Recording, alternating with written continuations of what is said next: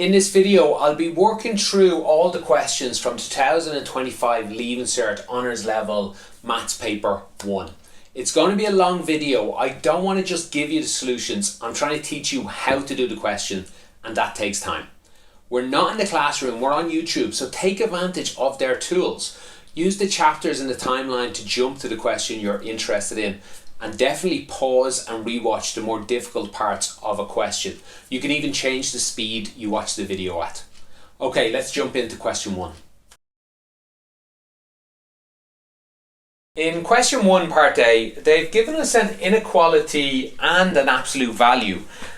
Common enough question, but I do see students make mistakes here. The main mistake I see is they square both sides. You have an absolute value, you're very tempted to square both sides. You could do it here, you'd have to be really careful, and there's very easy to make mistakes. I wouldn't do it because of the inequality.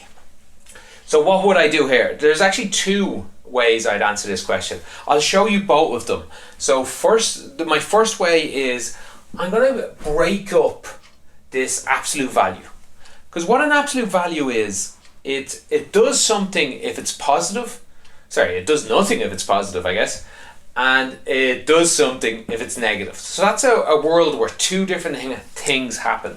So I'm going to break this world up. I'm going to say x minus 3 is bigger than or equal to 0. That's one world.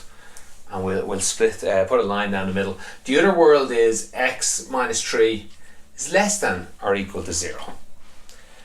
So this happens in maths all the time, especially after Leaving Cert. We end up breaking the world into different possibilities and solving in them. So this is quite a common maths thing to do. So in this world, or another way to write this, by the way, is just x is bigger than or equal to 3. X is less than or equal to 3. Just rearranging that. So in this world, what does the absolute value do? It does nothing because it's already positive. So if I wrote this whole thing out again, x minus 3 is less than or equal to 12. That's all I get. So there's no inequality, there's no absolute value anymore. So I can just rearrange this and get x is less than or equal to 15. Just remember, you still have to respect the world. The world says x has to be bigger than 3. So when this says x is less than 15, it would seem 0 works. But 0 doesn't work in this part of the world because I've said up here it has to be bigger than 3. So really the answer here is x is less than or equal to 15, sure, but it's also bigger than or equal to 3. We'll draw this on a number line in a moment.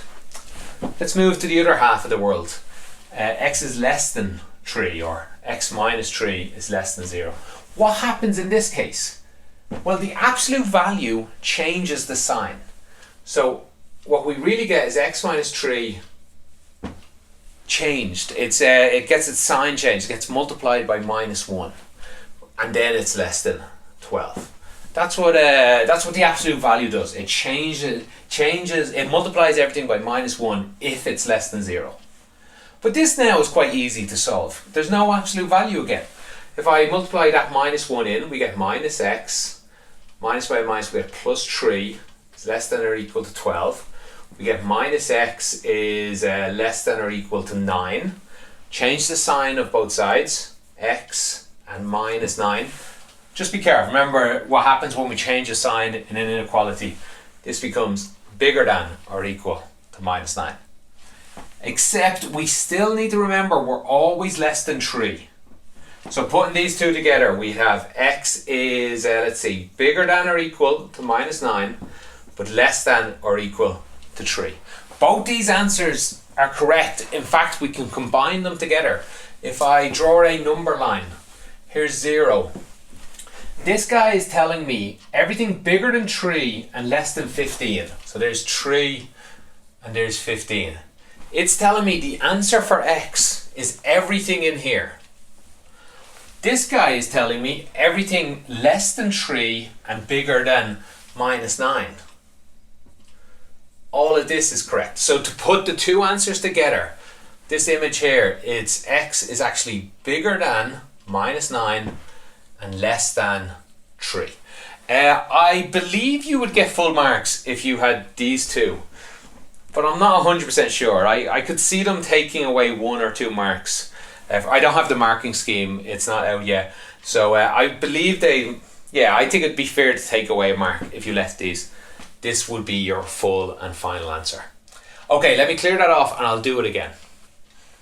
Okay, this second method is actually the way I would do the question. I would draw this question. And how do I do that? I'd get an XY axis. I would draw the left hand side. So by that I mean I would draw a function that looks like y is equal x minus 3. And I would also draw y is equal to 12. I would draw the left side and the right side and put them on a graph together.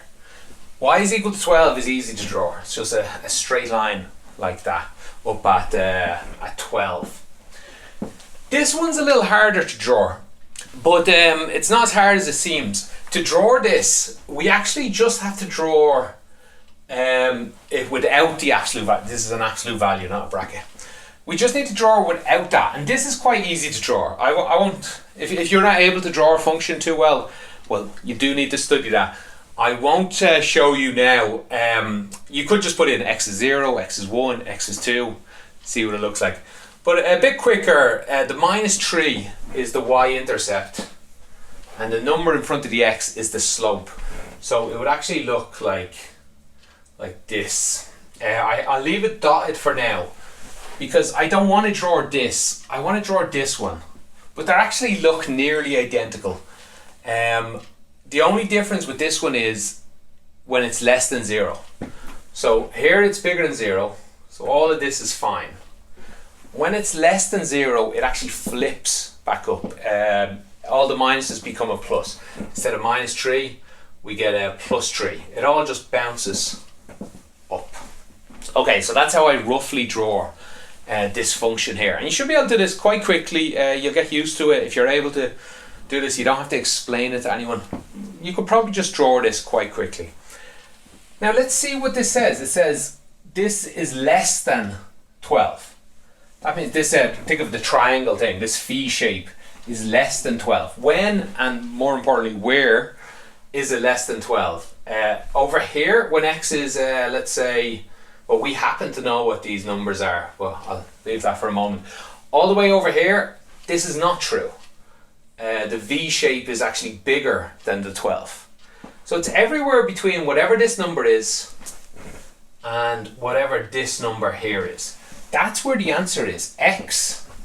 The answer is x is less than or equal to this number and greater than or equal to this number. So it just becomes, what are these numbers? It's not as tricky as it seems. This line up here, we know looks like x minus 3. This line here looks like 12. So when they equal each other, we get this point.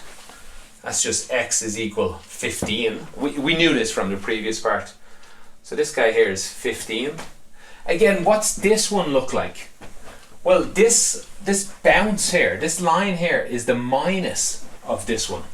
So that's just minus x, minus 3, plus 3. And this line is still 12, equals 12. We solve that, we get minus x is equal to 9, x is equal minus 9. That's this point here, minus 9. And that's our full answer. So it's a bit quicker to do, especially because you can do a lot of this in your head, in fact. But either of those two ways are fine and you'll get full marks. For part B, they just asked us to multiply these two brackets out and simplify our answer.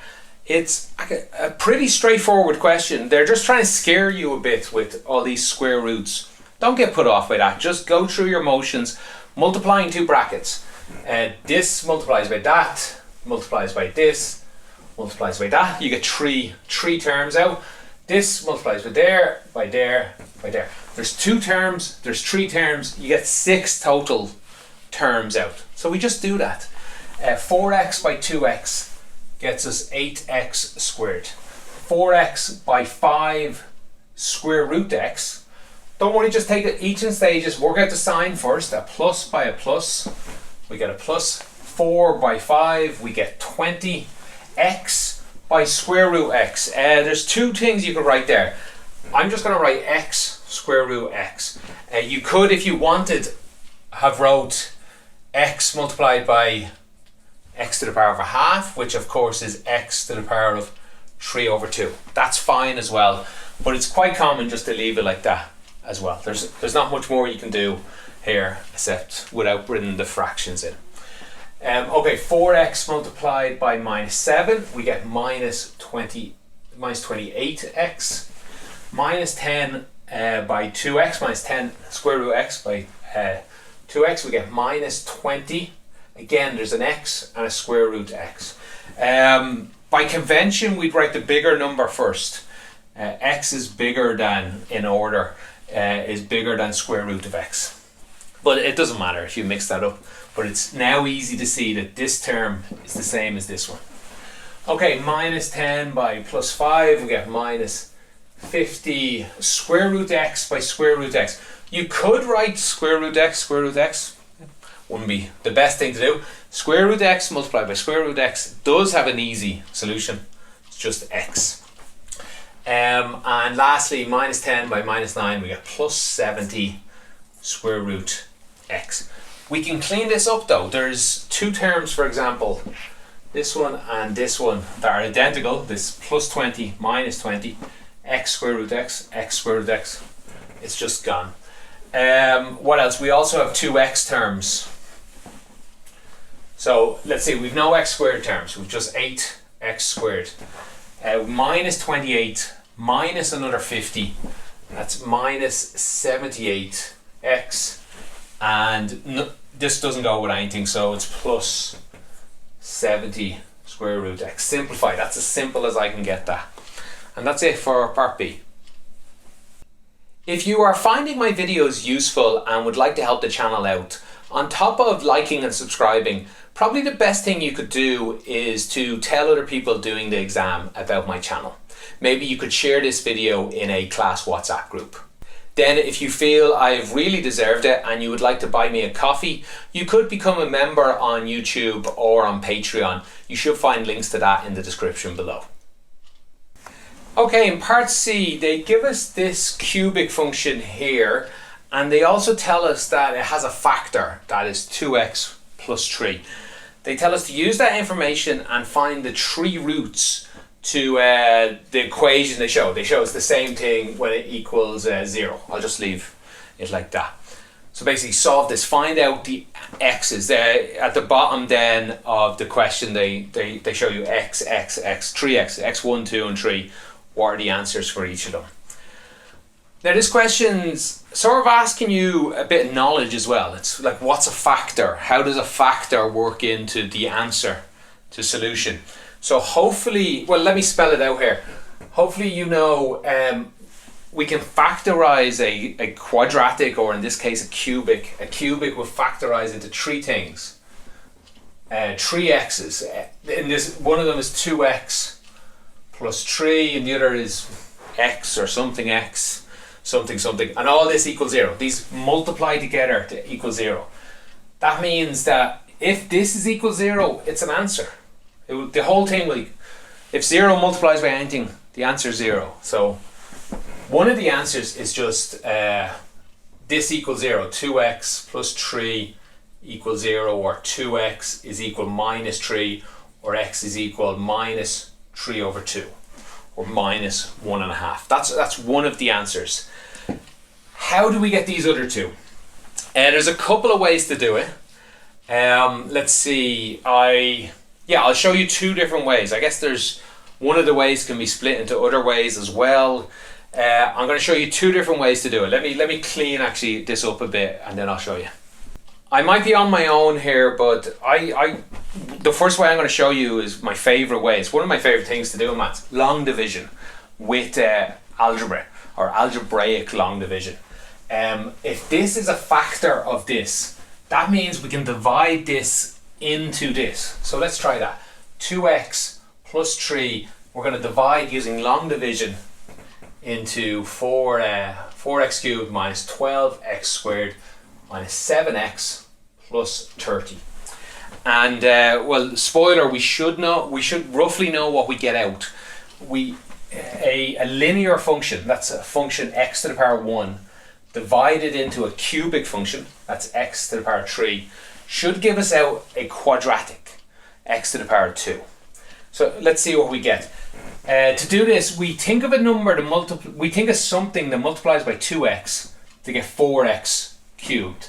So that has to be a 2 multiplies by 2 to get 4, and we need another 2x squared, another 2x's, or x squared. So we know this number multiplied by this will get that. That's sort of how we're doing it. But then let's multiply this by both of these. First one will get the same as we got here. That's where we got it from. 2x squared times 3 will get 6x squared. This goes in, so we're going to take this away from the line above and see if it goes in perfectly. This goes in perfectly. It takes away, gets 0. This doesn't. Minus 12, take away 6, so minus another 6. We get minus 18 x squared. Let me just write that again. X squared. Doesn't go in perfectly, so let's take the next term down. Of course, this one thing multiplied by these two could only interact with 2 of the terms, so we only take them down as we need to. Anyway, so what multiplies by 2x to get minus 18x squared? Must be minus 9x. So multiply that out by these two, we get minus 18x squared. Minus 9 by plus 3, we get minus 27x. Take these away, we get 0. Minus 7 minus 27 gives us a plus 20x, and we take the next term down. Doesn't go in perfectly, take the next term down. What multiplies by this to get 20x? That's a 10 plus 10.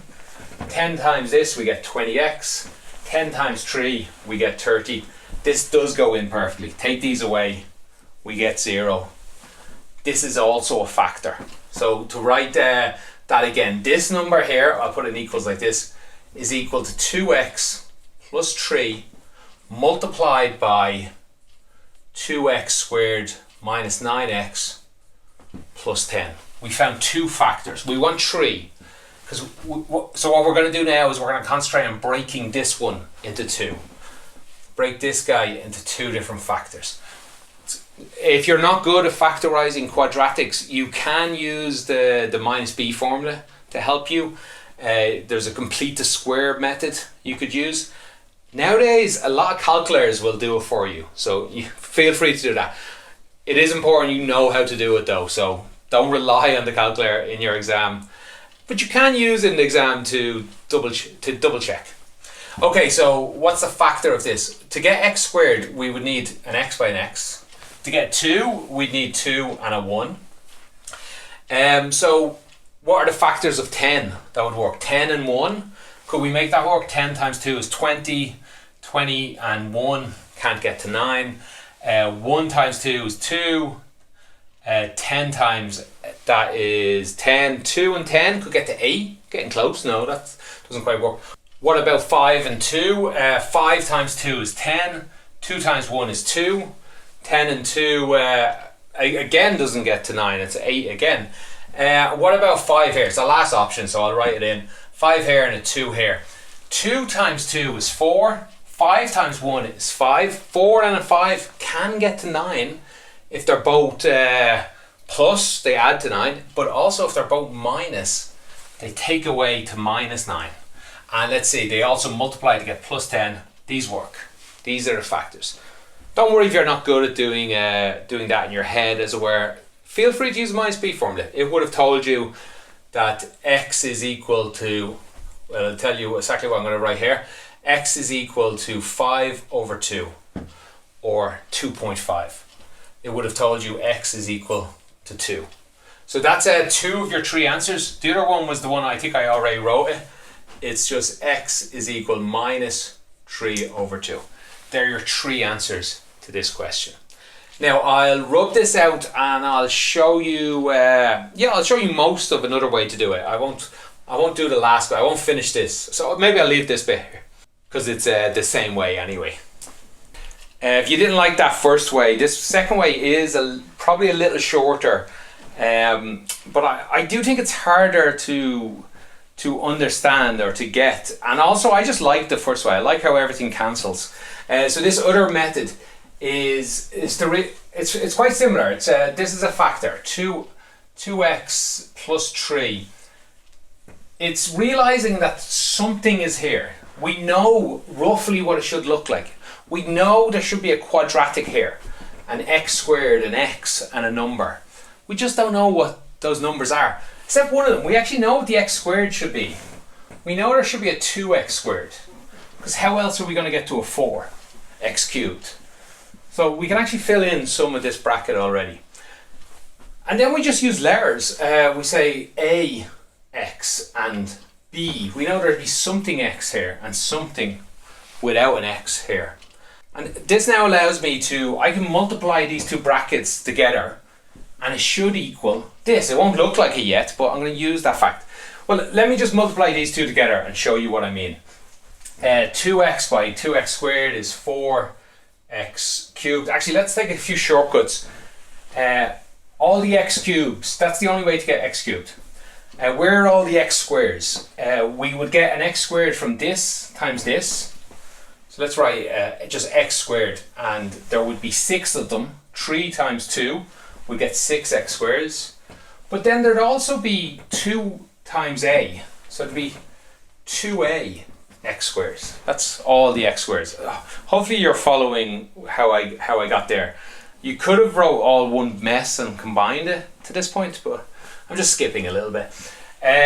How would you get an x? 2x times b would get you an x. Let me write plus x. So 2b. b times 2x would get that. Another way to get an x would be this 3 times this ax. That would be 3a times x. And then finally we would have 3 times b. 3 times b. And all of this equals this first line here, and I'll write it again. 4x cubed minus 12x squared minus 7x plus 30.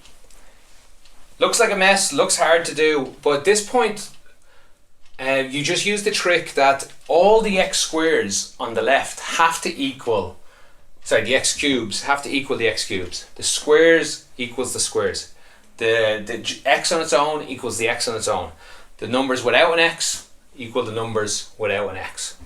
So that tells me that 4 equals 4. Not very useful, but tells me that. If I skip to the last one, that's usually the easiest one.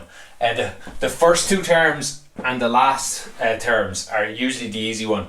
So that tells me that 3b, all the numbers on the left without an x equals all the numbers on the right without an x equals 30. Or put another way, b is equal to 10. But you could also do it for any one of these. I'll do the x squares next. It tells me 6 plus 2a is equal, let me get out of the way, minus 12. Rearrange that. 2a is equal minus 18. A is equal minus 9. Sorry, my a's and 9's look alike. Apologies. Let's put a little curl here. We don't need to use this one, but we could. You'd find 2b or 20 plus 3a's or minus 27. That's minus 7 equals minus 7. So it should all work. So in this bracket is actually 2x squared minus 9x plus 10.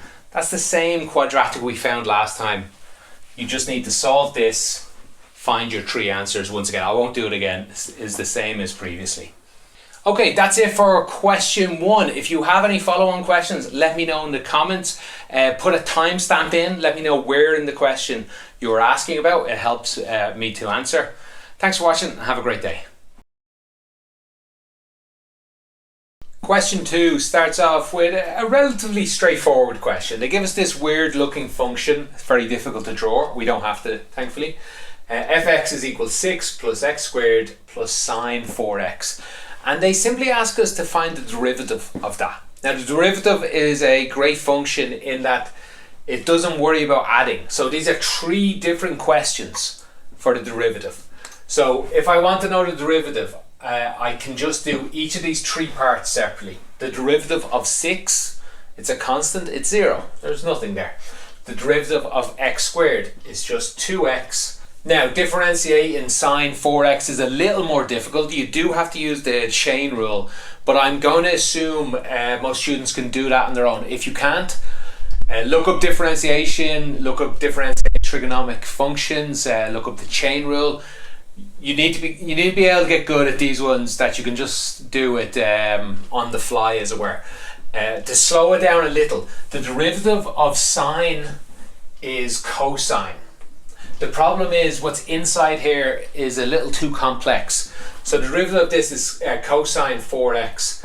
But then we have to deal with what's inside here being complex. So you need to differentiate that again, is how it sort of works out. And the derivative of this is 4. Multiply that by 4. Okay, that's the answer to A part 1. In part 2, they ask us to find the equation to the curve of this curve up here at the point 0.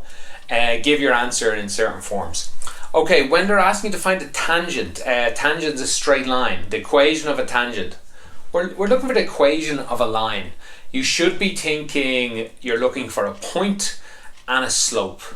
Okay, so we're looking for a point on this. They told us part of the point is 0. So we're looking for that point at x equals 0. And we're looking for a slope, m equals. Now, when you think slope, you should think differentiation. And they told us the point. So really, the slope is equal to the derivative at 0, or the derivative at 0. We can just fill that in. We can get that right now. 2 times 0 is 0. 4 times cosine. 4 times 0 is 0. Cosine of 0 is 1. So 4 times 1, this all just comes out as 4. Put it in your calculator. Let me go through that again. 2 times 0 is 0. It's gone. 4 times what turns out to be 1 is 4. The slope is 4. All we're now looking for is this point. And again, they give you the hint there. Y is equal to fx. Just in case you weren't sure. The y point is just f0. Because y and fx are sort of the same thing. So f0 is equal to 6 plus 0. Sine of 0 is another 0. This is equal to 6. So really the second part of A boils down to find the equation of this line here. So however you do equations of lines, there's a couple of ways. Well, do it however you want. You should be able to do the equation of a line. I tend to do it this way. Y is equal to mx plus c. I need to know what c is. I know what m is. I need to know what c is, so I'll fill in all the numbers I have. 6 is equal to 4 times 0 plus c. C is equal to 6. Write it all again. Y is equal to 4x plus 6. And that's the equation of a line. It's not how they wanted it. They wanted it in the form of ax plus by plus c. So I just rearrange this. Leave 4x where it is. Bring the y over, minus y. And leave the 6 where it is. Change the equals, I guess, to this side. And that's how they wanted it. A would be a 4, B would be a minus 1, and C would be a 6 in their format. Okay, that's it for part A. Let me clean this off and we'll do B. If you are finding my videos useful and would like to help the channel out, on top of liking and subscribing, probably the best thing you could do is to tell other people doing the exam about my channel. Maybe you could share this video in a class WhatsApp group. Then if you feel I've really deserved it and you would like to buy me a coffee, you could become a member on YouTube or on Patreon. You should find links to that in the description below. Okay, part B is both easy and difficult. It's easy if you know how to do it and quick if you know how to do it. But if you don't know how to do it, it can be difficult to get marks. So I'm going to take my time explaining everything. in an exam, if you're faced with a question like this where I don't really know what I'm doing, like the more study you do, the more likely you will find some of these little marks, even if you don't get full marks.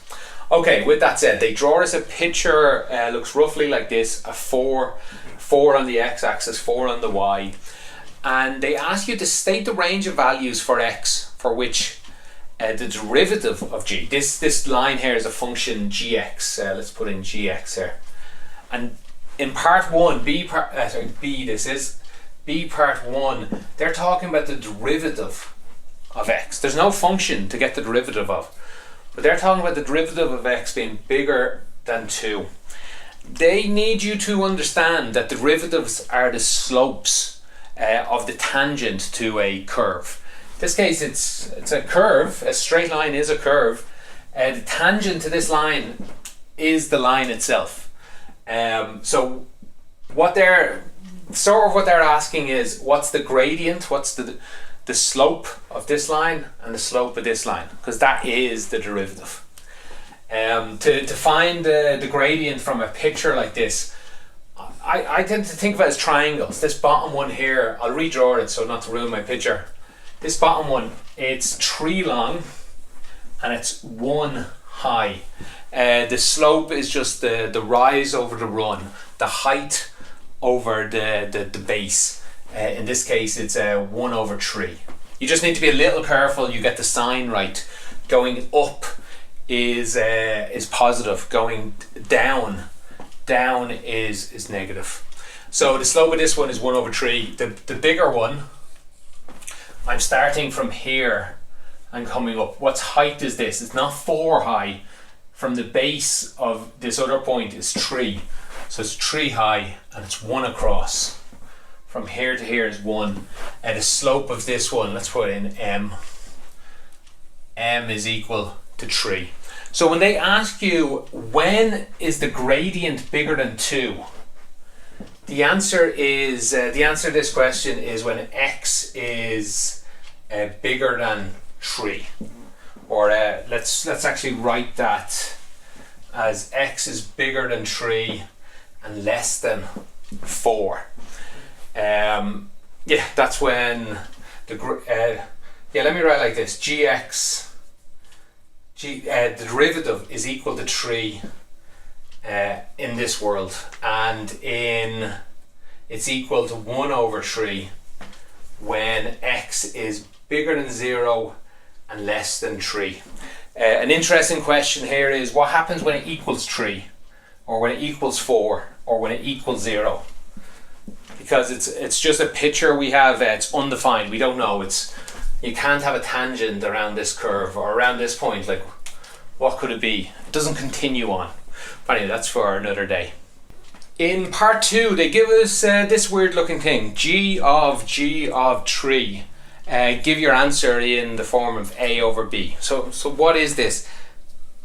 It is difficult, is what it is. I don't know what this is, but something I do understand is g of x. I know what g of 3 is equal to. I can just look at this picture and go, there's 3. If I put 3 in, I get 1 out. G of 3 is equal to 1. So instead of writing this mess, I could just rewrite it as, instead of g of 3, it's equal to 1, I'll write 1 in. So this is the same as this. These are equal. What's g of 1? We go to our graph of 1, and what comes out? What number is here? You can probably guess it's 1 over 3. Let's think of that a little more clearly. This is a 1, 2 and 3 from this triangle. I don't want to ruin my picture here. It's a straight line. It goes between 0 and 3. Between 0 and 3 it goes between 0 and 1. It must go up a third each time. It's 1 over 3 is the answer there. Okay, for part 3, I think they panicked in part 3. They gave you a question, and then probably the teachers who made the questions argued and said, oh, that's too hard, let's give them a hint. Because in this question they give us this drawing again, and they ask you to draw the graph of the inverse, g, the inverse of this function. And they probably could have just done that and asked you to draw it, but they did a bit more. They gave you a hint. The hint really gives you the whole answer if you understand the hint, which I understand a lot of you won't. The hint is the graph of the inverse is the image of the graph under axial symmetry of the line y is equal to x. Now, what does that mean? Let me answer the question using the hint first, because when I see the question, draw the inverse, I think of the hint. Like, I know the hint, you were expected to know that hint. So they gave it to you, that was nice of them, but you are expected to know that hint they gave you, that it's an image through this line. So this line, y is equal to x, what does that look like? Y is 0 equals 0, 1 equals 1, 2 equals 2, 3 equals 3, 4 equals 4. This is a straight line. This is what y equals x looks like. Y equals x looks like a straight line there. To get the inverse of a function, it's just the image through this, and that means if you were to hold this line up and fold everything through it, let's see, fold everything across, 0 would go to 0, the 4 would go to the 4, they're both on the line. This guy here would fold through the line. This 3 would go to this 3. This 1 would go to this 1. So my drawing's not the best. It should be at 3, 1 here. Let me redo this dotted line. There we go. And you get this mirror image.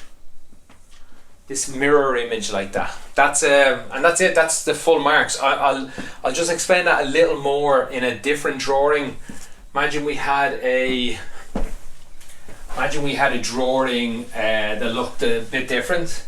A function that looked like that, and we still had the y equals x line through here. This would still, the inverse of this is still a mirror. It would everything would go through it, and it would look something more like this.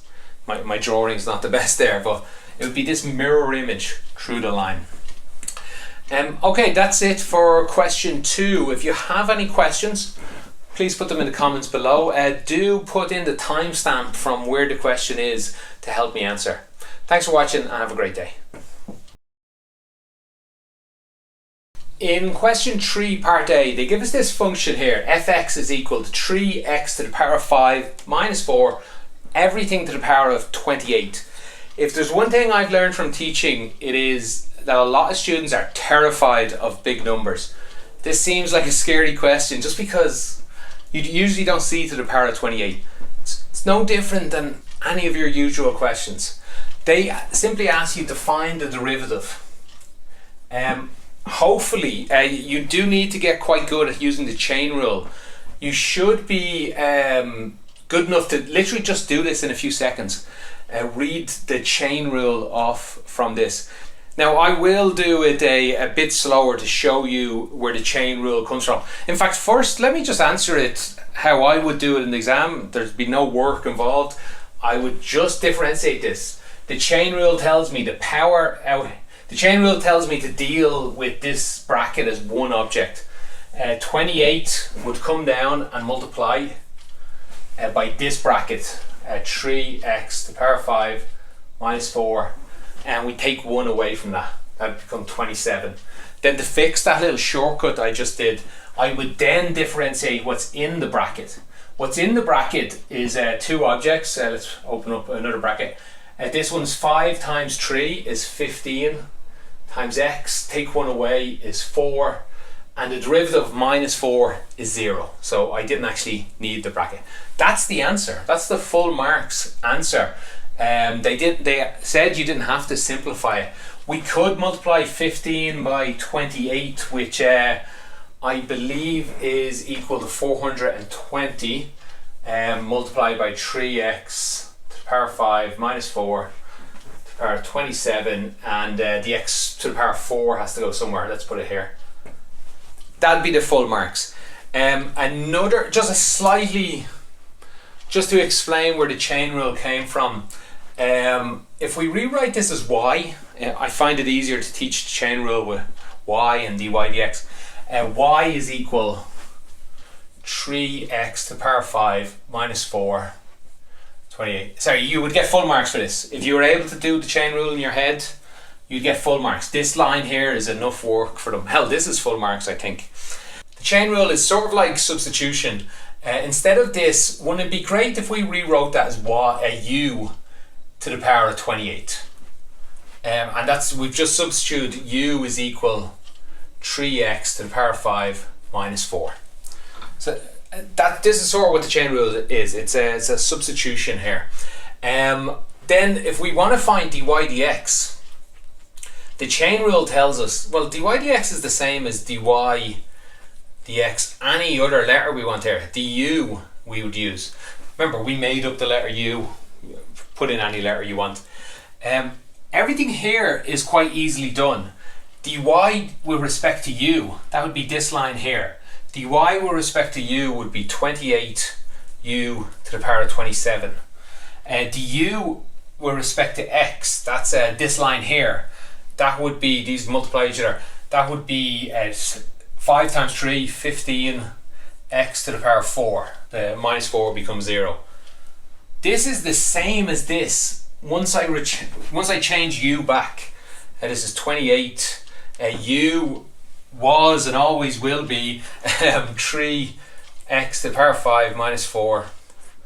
Oh, I'm missing something. Oh, the u has the power of 27 and multiplied by 15x to the power of 4. These are the same answers. We're just using the chain rule there.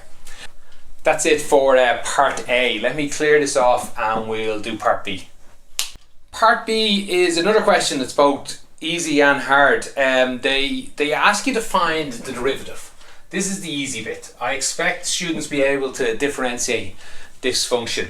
But then they throw a spanner in the works and they say, show that this function has no local maximum or minimum using this the answer you get. Don't worry about that for a moment. First of all, let's answer the question they gave us. Find the derivative. So how do you find the derivative of this? There's two ways to do it. I will show you one and then quickly tell you the other. The way I answer this is I rewrite this. I change this to be 3 multiplied by 2x minus 7 to the power of minus 1. This now becomes differentiation by chain rule, which we just went through. So I get minus 1 multiplied by 3 minus 3. This bracket doesn't change, and this power gets lower by 1, minus 2. And then we multiply everything by the derivative of what's inside, which is just 2. So multiplies by 2. I don't know why I roll like that. Rewrite it. 2 times minus 3 is minus 6. And minus as the power just means it's on the bottom row. 2x minus 7 squared. The other way to do this would have been to rewrite this as a quotient rule. Differentiation using the quotient rule. And that just says that, let's see, it says the bottom row, v multiplied by the derivative of the top, or v multiplied by the derivative of the top. The derivative of 3 is just 0, so that's 0. Minus, that's where this minus comes from. The top multiplied by the derivative of the bottom, that's 3 times 2, 6 minus 6, all over the bottom row squared. The bottom row squared. So the chain rule does that much quicker. Okay, so this is half your answer. This is the derivative. How do we use this to prove, to show that there's no local maximum and minimum? Well, here's how you get a lot of marks here. You just want to say something like the derivative equals 0, dy dx equals 0, this equals 0. If you see maximum and minimum, you should be thinking derivative equals 0. So really, to say this question again, they want to show that minus 6 over 2x minus 7 squared is not equal to 0. They want to show that this is impossible. That's how we're going to show that there's no local minimum maximum. You can just straight away say this is impossible right now if you want. The only way something can be equal 0, fraction, is if the top row is 0. And the top row is not 0, it's minus 6. To show a bit more, multiply both sides by this bottom row. It comes up, anything multiplied by 0 is 0. We get minus 6 equals 0. That's clearly impossible. Write that. Write in English if you want what I just said. Write impossible here. You can also just write 2 arrows pointing at each other. A contradiction.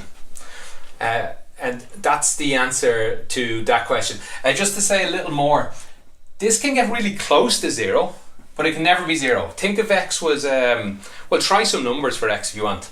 The only number that's special is x is equal 3.5. This would become 0 and the whole thing would blow up. But they told us at the start of the question that x was not equal to this, so we don't have to worry about that. Any other number here, you'll never get 0. Even if x is a big number, a million. A million squared becomes a trillion. Minus 6 divided by a really big number is 0.00000 something, but it's not 0. It will never quite get there. I'll get close. It'll never quite get there. Okay, that's the answer, part B. If you are finding my videos useful and would like to help the channel out, on top of liking and subscribing, probably the best thing you could do is to tell other people doing the exam about my channel. Maybe you could share this video in a class WhatsApp group. Then if you feel I've really deserved it and you would like to buy me a coffee, you could become a member on YouTube or on Patreon. You should find links to that in the description below. Okay, part C is a scary looking question, but really not that difficult actually. They give us this integral, they tell us the answer is 9, and they want us to find out what k is. That's all they really ask. The thing about e to the power, differentiating and integrating it is easy. That's actually sort of why it was invented or how it's defined. It's really easy to differentiate and integrate. So we can just go ahead and integrate this. The integral of e to the power of x doesn't change. It gets a little more difficult when it's e to the power of something multiplied by x, but they actually they tell us, yeah, in your formula table somewhere, they give us a formula for that. The answer to this is just 1 divided by this number here, 5, and then e to the power of 5x doesn't change. That's the answer to this integral. It's just evaluated between k and 0. If you don't believe me, if you don't want to use your tables, it's a very common answer. You can just do substitution. I won't do it too much, but u is equal to 5x. Substitute that out. Du dx is equal to 5. If you want to replace dx here, it'll be dx is 1 over 5 du. And yeah, instead of that integral, you could just do the integral of e to the power of u. And instead of dx, we could put du in with a 1 over 5 going somewhere. The integral of this is just itself. That's how e to the power of x or u is defined. And we'd get the same answer. Okay, we're not quite finished here. We know this is equal to 9. But let's do it out anyway, and then we should be able to solve for k. So we fill k in. We get 1 over 5 e to the power 5k. Then we fill 0 in and take it away, or minus 1 over 5 e to the power of 5 multiplied by 0 is 0. And we know the answer is 9. We've one equation with only one unknown. We can rearrange this. E to the power of 0. Anything to the power of 0 is 1. Actually, you know what? Let's go rid of these 5's first. E to the power of 5k. Multiply this by 5. Multiply this by 5. That's a 1 here. We're left with 1. Equals, multiply this by 5. 45. Let's rearrange this. Yeah, do it over here. E to the 5k is equal to 46. Add 1 to both sides. How do we get rid of e? We get the natural log of both sides. So 5k is equal to the natural log of 46. Divide both sides by 5. We get k is equal natural log of 46 over 5. They told us the answer should look like this. They said the answer should be natural log of a natural number, that's that, divided by b, another natural number. That's the final answer for part C. That's probably one of the easier part C's you will get. Okay, that's it for this question. If you have any follow-on questions, let me know in the comments, but please put in the timestamp if you could. It helps me answering it. Thanks for watching and have a great day. Question 4, part A, is dividing two complex numbers. A very common question, so you do need to learn how to do it. The trick here is you can multiply any number by 1. Another way to say that is you can multiply any number by 10 divided by 10, or a million divided by a million, or I divided by I, or in this case I'm going to multiply it by 4 plus 5i divided by 4 plus 5i. That's 1. That's same number divided by itself is 1 multiplied by 1, nothing changes. So how did I pick this number, this special number to multiply by? It's because it's the conjugate of the bottom row. That just means change the sign of the middle bit. And why did I do that? Well, you'll see now. Let me multiply it out and I'll show you why I did it. Top row first. 2 by 4 is 8. 2 by 5 is 10i. 3i by 4 is 12i. 3i by 5i is plus 15i squared. Bottom row becomes 4 by 4 is 16, 4 by 5 is 20i, minus 5 by 4 is minus 20i, and minus 5 by 5 is minus 25i squared. This here is why I did this. 20i minus 20i disappears. That's what's special about using the conjugate. It makes that disappear. There's now no i's on the bottom row. You might say, there's an I squared here. Remember, I squared equals minus 1. So I can rewrite that again as minus 15. 8 minus 15 is minus 7 plus 22i. 16 minus 1 here, minus is plus. So 16 plus 25 is 41. That's the answer there. Oh, sorry, they wanted it. Yeah, I think you would lose 1 or 2 marks there. They just want you to write it minus 7 over 41 plus 22 over 41i. They just want you to separate that out. It's a bit mean if they took a mark away for that, but they probably would. Okay, that's it for part A. Let me clear this off. And oh yeah, part B is difficult. Okay, part B, I would guess this is probably one of the lowest scoring questions on the whole paper.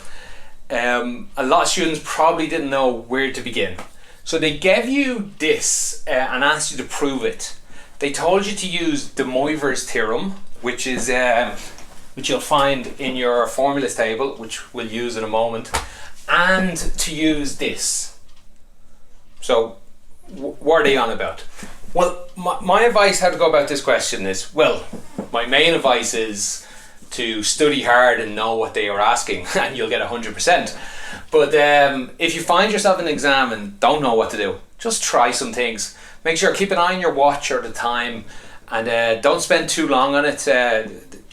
Figure out how many marks is roughly on this question, and I'd say maybe 6-7 minutes. Don't spend more than that. If you really don't know what you're doing, spend 2-3 minutes, make a few guesses, play around with a few things, hopefully get some marks and move on. Don't worry too much. That's my main advice in this. Whereas if you knew what you're doing, well, you probably aren't watching this video and you don't need advice. Okay, so they asked you to prove this and they asked you to use this. So forget this for a moment. Just leave it in the back of your head. Start over here. Well, I'll move this over here. Start with this idea and the fact that they said use De Moivre's theorem. Because De Moivre's theorem uses things that look like this. De Moivre's theorem has, let me write it out, or cosine theta plus I sine theta to the power of n. And that equals or to the power of n cosine n theta plus I sine n theta. Okay, so that's De Moivre's theorem There's also e. You can turn it into an exponential function as well. We're not using that now. So how would that apply here? Applying this over here, write this underneath it. Cosine theta plus I sine theta to the power of 2. First of all, or is 1. It's basically just think of it not there. The n is a 2. So this becomes cosine or to the power of 1 to the power of 2 is still 1.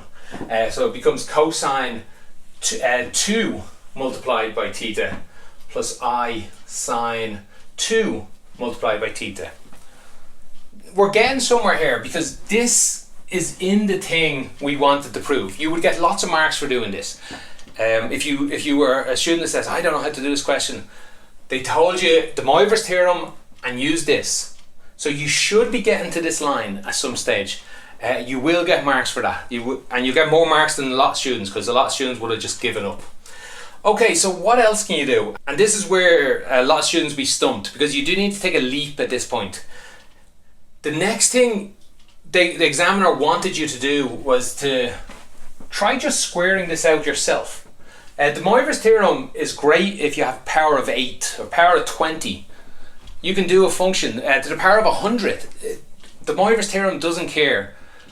But we could never multiply out something to the power of 8 or the power of 100. We could do this to squared. This is quite easy. We can just square this out. We'd get cosine squared. We would get 2, this times this, and this times this. We'd get 2 of them. 2 times cosine theta times sine theta. Oh, sorry, there's an I in there somewhere. And we'd get this squared, which would just become, I squared is minus 1. So it just becomes a minus sine theta. Well, let me write it like this, squared, just because some students get confused when I put the square there. That's just shorthand. This and this are equal. I've done this arseways, but let me write it out again. Sine 2 theta. This is most of what we want. It still takes one more leap. This one shouldn't be too difficult. When we have a function with imaginary numbers with a complex function like this, the real parts equal the real parts and the imaginary parts equal the imaginary parts. That comes up all over and over, and that answers this question. That finishes us. Write all the reals on the left. The real numbers on the left is cosine theta. Cosine theta squared. Oh, they have a row like that. So cosine theta squared. This is an imaginary number. There's an I in it. Minus sine theta squared. The real numbers on the right. This is an imaginary one. It's cosine 2 theta. That's it. That's what they wanted. We're finished. Just as a little bonus, if you wrote the real numbers, let me write this one first. The real numbers on the right are sine 2 theta. There's an I there. I'm just writing the coefficient of the imaginary. I think I said real. I meant imaginary. The imaginary number here, the coefficient of it is this. And the imaginary number on the other side is 2 cosine theta sine theta. This is also in your formula book. The thing we were proving is in your formula book as well. I don't think I said that at the start, but yeah, this thing they're asking to prove is something we use in trigonometry all the time. The double angle, the double angle of sine. There's just a way to prove it using the Moivre's theorem. Of course, you'd have to prove the Moivre's theorem first, but anyway, I digress a bit. That's the answer to this question. So let me recap that actually, because it was a really difficult question. They gave you the hint to start with this function and use the Moivre's theorem. So you should have used the Moivre's theorem on this to get to this line here. The big leap in this question was to think, hang on, I can do this myself. I can square this out.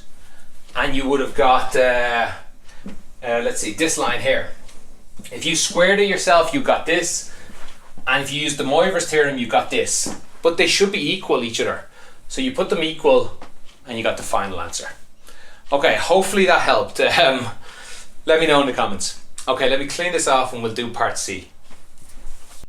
If you are finding my videos useful and would like to help the channel out, On top of liking and subscribing, probably the best thing you could do is to tell other people doing the exam about my channel. Maybe you could share this video in a class WhatsApp group. Then if you feel I've really deserved it and you would like to buy me a coffee, you could become a member on YouTube or on Patreon. You should find links to that in the description below. Okay, on to part C. For complex number questions, I tend to say they are some of the easiest in the exams. Same thing comes up over and over. But you know, this exam's been different. Part B was probably the hardest question in the exams. And part C is also difficult. It's certainly difficult to explain. Well, my explanation, I'm going to go into more detail than you need. So it's going to seem more difficult. It's quite a common question though, so you should be able to solve this. They ask you to use the Moivre's theorem to solve this. I'm going to rewrite this. Another way to write this is Z is equal to minus 64 to the power of 1 over 6. The Moivre's theorem's great at doing powers, which is what we're going to do here. It's a very common way to set this question up like this. So if you've done your study, you should see this coming, really. Okay, I'm gonna answer this question, and they ask for 2 answers. I'm gonna give you the 2 answers, but then I'm gonna show you a little extra and show you there's actually 6 different answers to this question, and I'll show you how to get them, and I'll write them all down at the end. So bear with me even after the start. So how do you do this question? This complex number here, I'm going to rewrite this. I'm going to write this as 0 minus 64i. That's a complex number. I'm going to write that in polar form. To help me do that, I'm going to draw a picture. 0 minus 64i.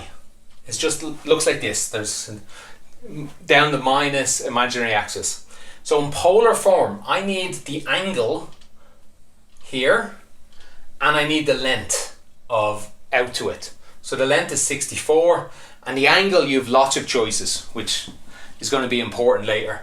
Right now, I would say the angle is 270. So to rewrite this, I'm going to write this as cosine 270 plus I times sine 270, and I'm going to multiply all that by the length 64. So these two are equal. This is in standard form, I can't remember what it's called, and this is in polar form. These are the same 2 numbers. I would write this point as 0 minus 64 and in the Argon diagram. But also I would say, well, it's at the angle 270 and you go out from the middle 64. That's the same point, these two. Except this way, I am able to get to the power of 1 over 6 much easier. So I have this number, and now I'm going to, save me writing again. I'm just going to put the power of 1 over 6 here. Using the Moivre's theorem, I get 64 to the power of 1 over 6. First clue that we're on the right track is, if you put this in a calculator, it's an even number. It comes out as 2. 2 to the power of 6 is 64.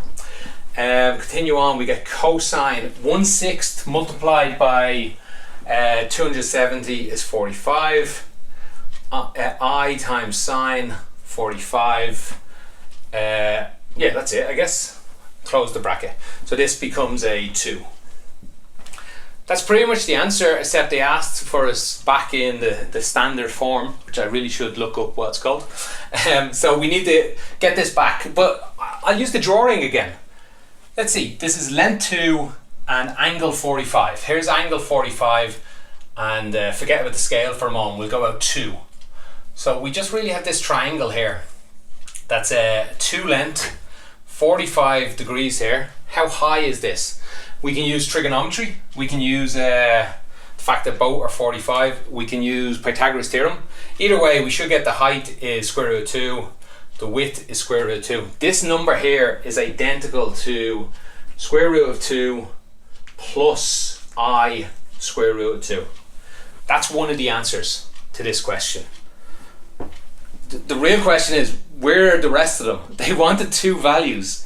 I've just got one. Did you see anywhere where I could have got more answers?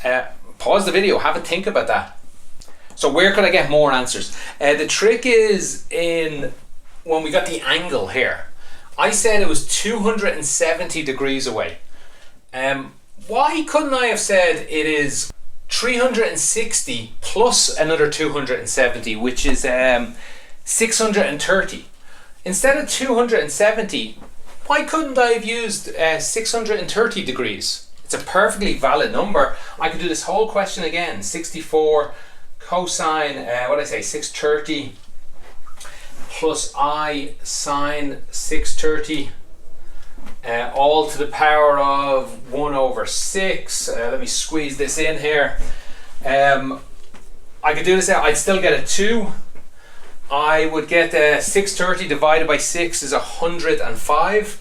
I get cosine 105 plus I sine 105. This is a different answer than this one. Cosine 105 is different than cosine 45. Put it in a calculator or draw a picture again. We'll just use a calculator. I've loads of numbers written out here. We get another answer as minus square root of 6 plus square root of 2 over 2 plus I square root of 6 plus square root of 2 over 2. My calculator gives you this. There's a few other forms. They even warn you can leave it in surd form. So this is a second perfectly valid answer. If you change this to decimals, it's a very different answer than this one. That's it. That's full marks for this question, but it's not very satisfying. How many answers are there? I said there was 6, and let me write them all down. You could have I'll pause the video and write them all down in a few moments, but let me just explain it. You could have used 270. You could have also used 630. And you can stay going. Like, what's wrong with going around twice and then 270? Going around 3 times, 4 times, 5, and so on and so on. How many answers? You could stay going on forever. Infinity. In fact, you could go backwards. You could have gone minus 90. You would have got a different answer. Now, you're not going to do this in the exam, you don't have time, but you could try do all of these. You would get different answers for all of them. I'll pause it and write down the exact answers on the board, but I'll just point out the real secret comes, you're dividing by 6.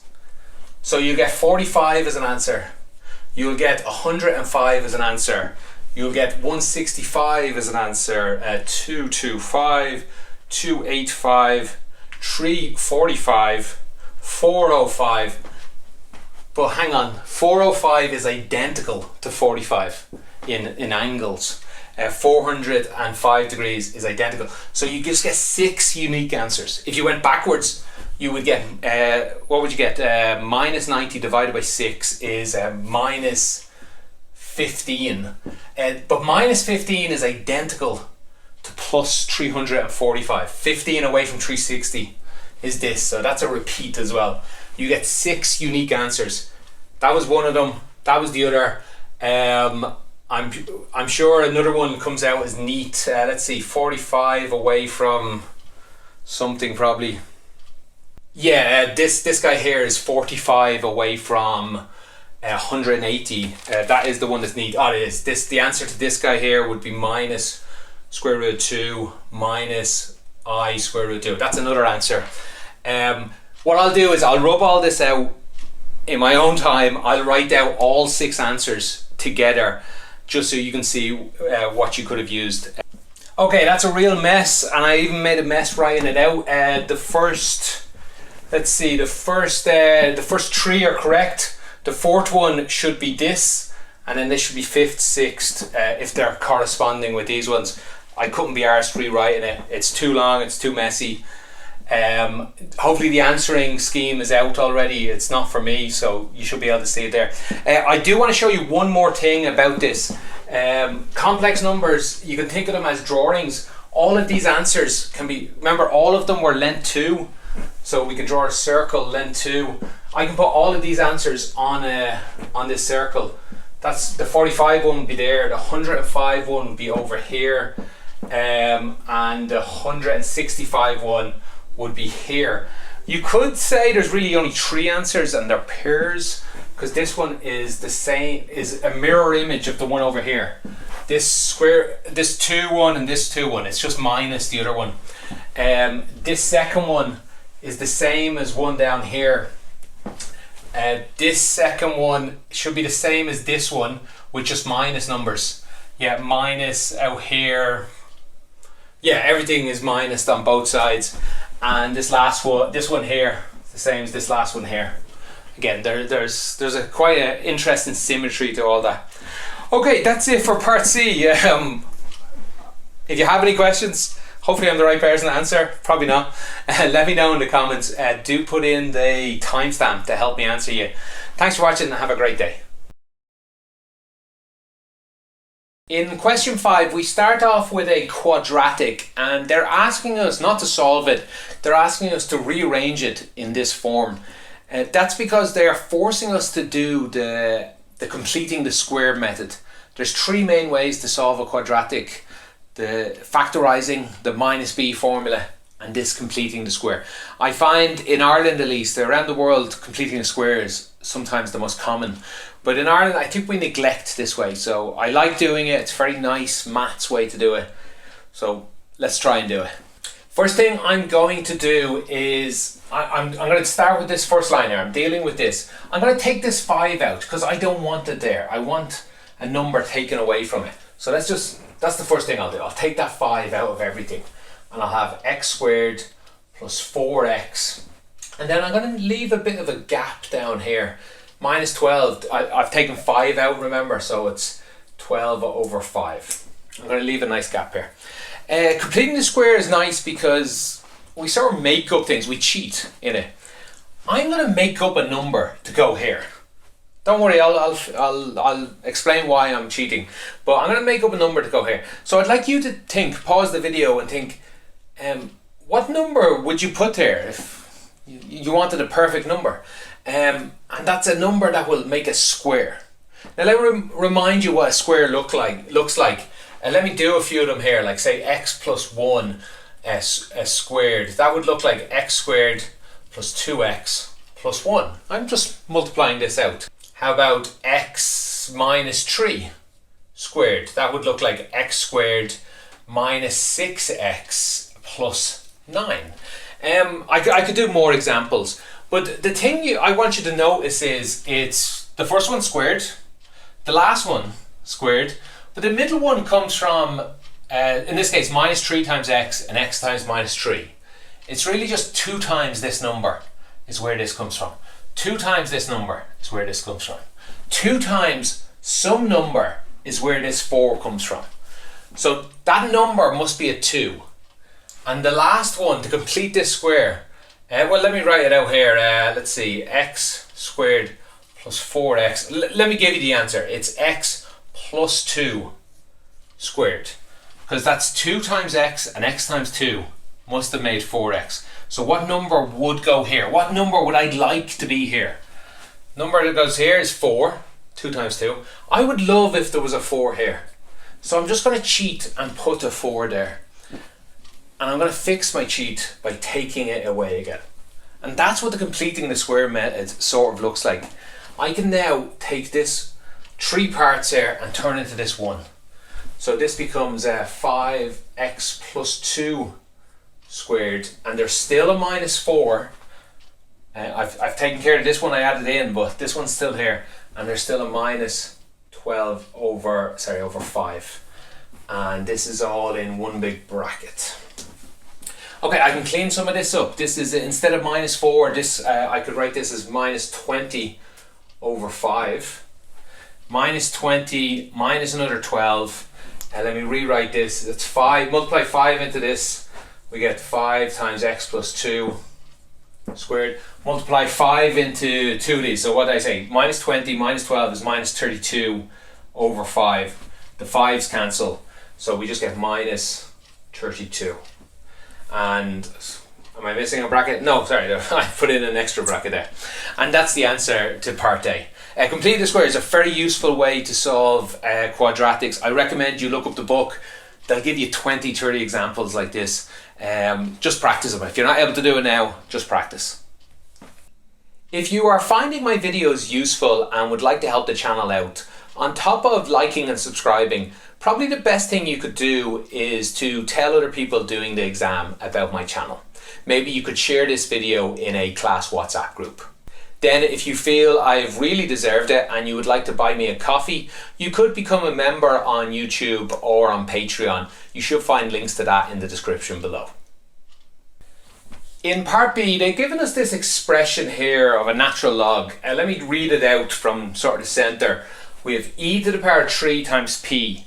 All of that's to the power 5, and all of that has a natural log acting on it. So they want us to rewrite this in the form of c plus d times natural log of p. Basically, play around with this. They tell us to use all our formulas. They're in a formula table. Just use your natural log formulas. The first one that jumps out to me from the formula is when we have the natural log and something has a power up here. Think of all this as just one object. There's a power here. We can move this 5 in this case out. So this is the same as 5 multiplied by natural log of e cubed times p. Let's put a bracket around that just to be safe. Next thing that jumps out to me is two things multiplying. So let's put extra brackets in here. This and there. E to the power 3 multiplies by p. When you have natural log with two things multiplying inside it, they can be expanded out like this. Let's see, 5 multiplied by natural log of the first one, e cubed, plus, multiply turns into a plus, 5 natural log p. So those two things multiply, just get two natural logs basically, if you follow. Now once again we have a natural log with something to the power of something. This 3 can come out and I can get 15 natural log of e plus 5 natural log of p. Alright, next thing, natural log and e. They are opposite sides of the same coin. They are inverses of each other. When you take the natural log of e, they destroy each other and they become a 1. So really we just have 15 multiplied by 1 there. 15 plus 5 natural log p, and I believe that's the form they were looking for. That's the answer they were looking for. In part C we have a simultaneous equation here. Two equations. First one's nice simple linear equation. Second one's a lot more complicated. This would be a difficult question. In fact, it'd be impossible with an unknown here. But it would be difficult, except they've given us a nice hint. They've told us that one of the solutions to this is on the y-axis. Now the problem is, this is such a good hint. This is probably the easiest part C question I've ever seen, and I am worried I'm misreading it and there's something I'm missing here because it's a little too easy. Now I don't have the solutions, they're not out yet, so I hope I'm not misleading you here, but let me show you what my solution is. I've looked at this question so much, I even looked up what this function looks like. Well, I knew it looked like a squashed circle, an oval. So what we really have here is a line and some sort of not quite circle and an oval. And we know one of these 2 points is on the y-axis. It doesn't really matter which, I'll say this one here. This doesn't look, I don't know what it actually looks like, but this is sort of the idea we get. Now the fact that it's on the y-axis means we know what x is. X is 0, 1, 2, 3, 4. We know x is 0 at some point in this question. So we can just put in 0 for x and we'd get minus y equals 7. So at some point, minus y equals 7, y equals 7. So at this point we have 0, 7. Don't know what this point is, actually I don't really care, they don't ask me. What they do ask me is use this information to find n. Well, we have an equation for this weird shape here. I just fill in these numbers, 0 and 7. And we should find n. So let's, 0 squared is 0. Plus, sorry, this is minus 7, isn't it? Yeah, sorry, minus 7. So my drawing's wrong. The y-axis is up there. Apologies for that. So 0 squared is 0, minus 7 is plus minus 7, plus 2 times minus 7 squared equals n. Minus 7 by minus 7 is 49, 2 49s is 98, take away a 7 is 92.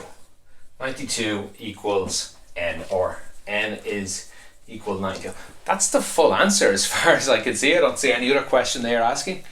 And that's it for the entire question. So if you have any follow-up questions, or if you notice something I've done wrong in C, let me know in the comments. Do me a favour and put in the timestamp just to make it easier for me to answer the question. Thanks for watching. Have a great day. Question 6 starts off with a binomial expansion question. These come up quite often. They're quite simple once you learn how to do them, so I do recommend you learn how to do them. We have a formula in our formula table. You know what, let me pause it and write it up here. Okay, here's the equation. Very complicated looking. Really, it's not as difficult as it seems. In your formula tables, they actually write it out each term, the first few terms and the last one, to make it a little easier. But I'll just spell through what this means. It's anytime, sorry, I have a 2 up here, this should be an n. Anytime we have two terms adding together, or even taking away, because take away is just an add, a minus number. Two terms in a bracket and we have the power of it, we can use this binomial expansion. Now, of course, we wouldn't use it when it's to the power of 2 or even power of 3. We could do it by hand. But you do not want to write this out by hand. You could do it. It'd probably only take 15 minutes. Maybe less if you got good at it. So you could do it in the exam if you had extra time. It's very useful for anything like this, and you have to do an exam. Okay, so what does this say? This says that we add up multiple times. We do this multiple times. That's what this sum does. It says let's start when or is 0 and we'll add 1 every time all the way up till we get to n. So let me show you what that means. The first term from this would tell me n is this number here, is a 7. And or starts off at 0. So we get 7, choose 0. Calculator will do this for us. It's 1 in this case. And next we'd have x. That's the first term. In this case it's 2p. Don't forget the 2. It's not p, it's 2p. So it's x to the power of n, which is 7. Take away 0. So 7 take away 0 is 7. And then, sorry, the next term should have an or here. The next term to the power of or, which is 0. So that's 3 to the power of 0. That's what the first term looks like. We can take a few shortcuts with this. I'll explain when I do the next one. The sum means we add the next term. The next term is still a 7. Or has gone up 1 to 1. It's still 2p. But instead of 7 minus 0, it's 7 minus 1, which is 6. Instead of 0, it's a 1. There's a 1 here. And we stay going. 7, choose 2, 2p to the power of, it goes down 1 each time, 5. It goes up 1 each time, 2. You can stay going, except they only wanted the first 3 terms, and they made a point to say it's p to the power of 7 is the first one. So we just have to clean all this up, but writing this down will get you most of your marks. So clean this up. Use the calculator. I've wrote it down from a calculator. 7 choose 0 is 1. 2 to the power of 7 is 128. P to the power of 7 is p to the power of 7. 3 to the power of 0 is another 1. 7 choose 1 on a calculator is 7. 2 to the power of 6 is 64. 3 to the power of 1 is 3. Oh, sorry, we have a p to the power of 6 in there.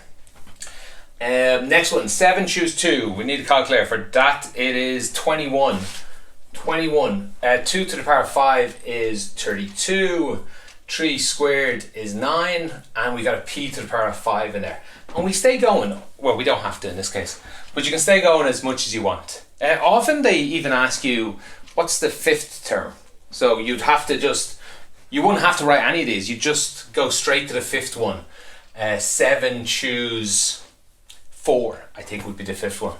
Okay, cleaning all this up, we would get 128 p to the power of 7. We would get 1344 p to the power of 6. And 6000, is that right? I better check these numbers. P to the power of 5. Right, I double checked those numbers. Seems to be correct. Let me clear this off and we'll go on to part B. If you are finding my videos useful and would like to help the channel out, on top of liking and subscribing, probably the best thing you could do is to tell other people doing the exam about my channel. Maybe you could share this video in a class WhatsApp group. Then if you feel I've really deserved it and you would like to buy me a coffee, you could become a member on YouTube or on Patreon. You should find links to that in the description below.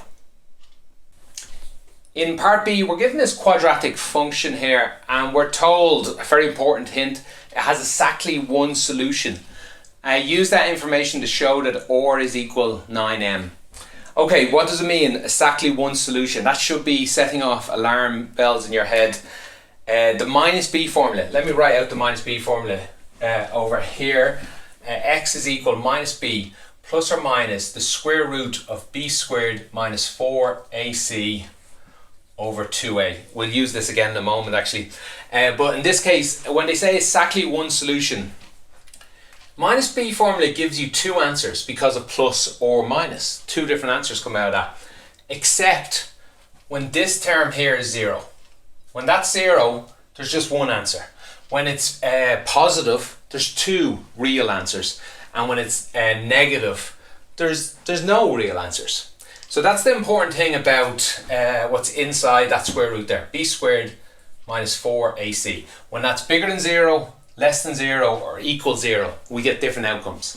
In this case, exactly one answer would mean this is equal 0. Okay, so let's use that information. A is 6m, B is minus 4r, and so on.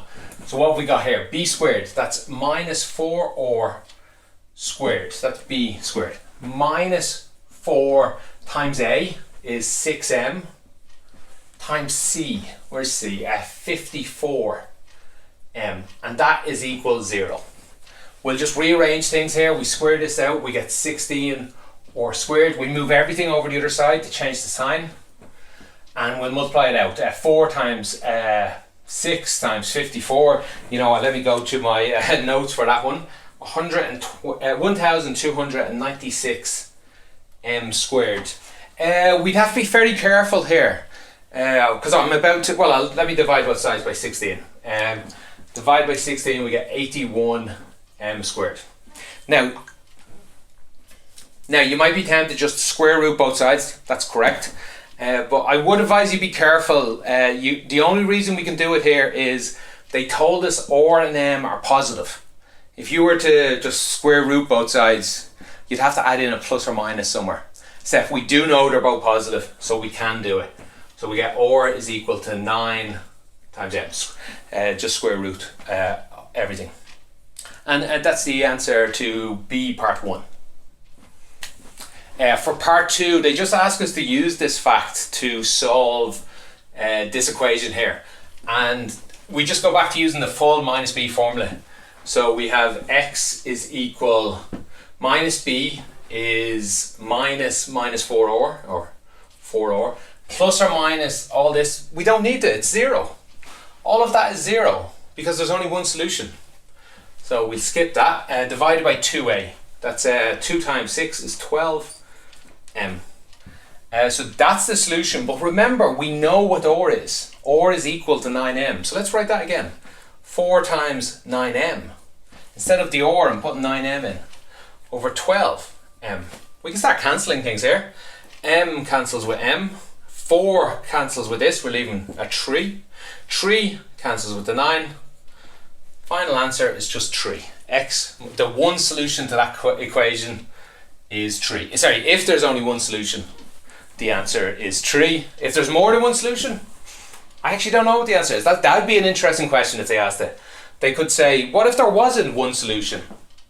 Well, you could try it, but we would be left with too much unknown. We wouldn't know enough. But the fact that there's exactly one solution allows me to tell you, even though there's so many letters here, that the answer is 3. Okay, that's it for that question. If you have any comments or questions for me, let me know in the comments. Do me a favour and put in the timestamp. Just makes it easier for me to answer the question. Thanks for watching and have a great day.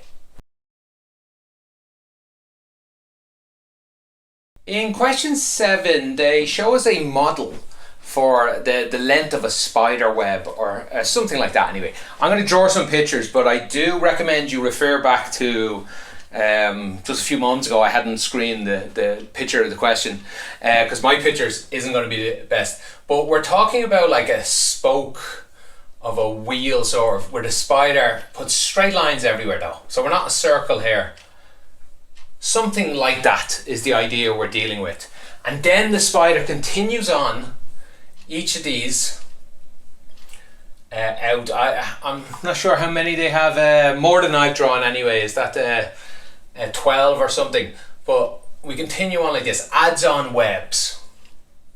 And it continues on like that. They've given us a table here. They've said the first stage, the first thing I drew there, and then the second thing I did what I've drawn here, and I'll add in the third one.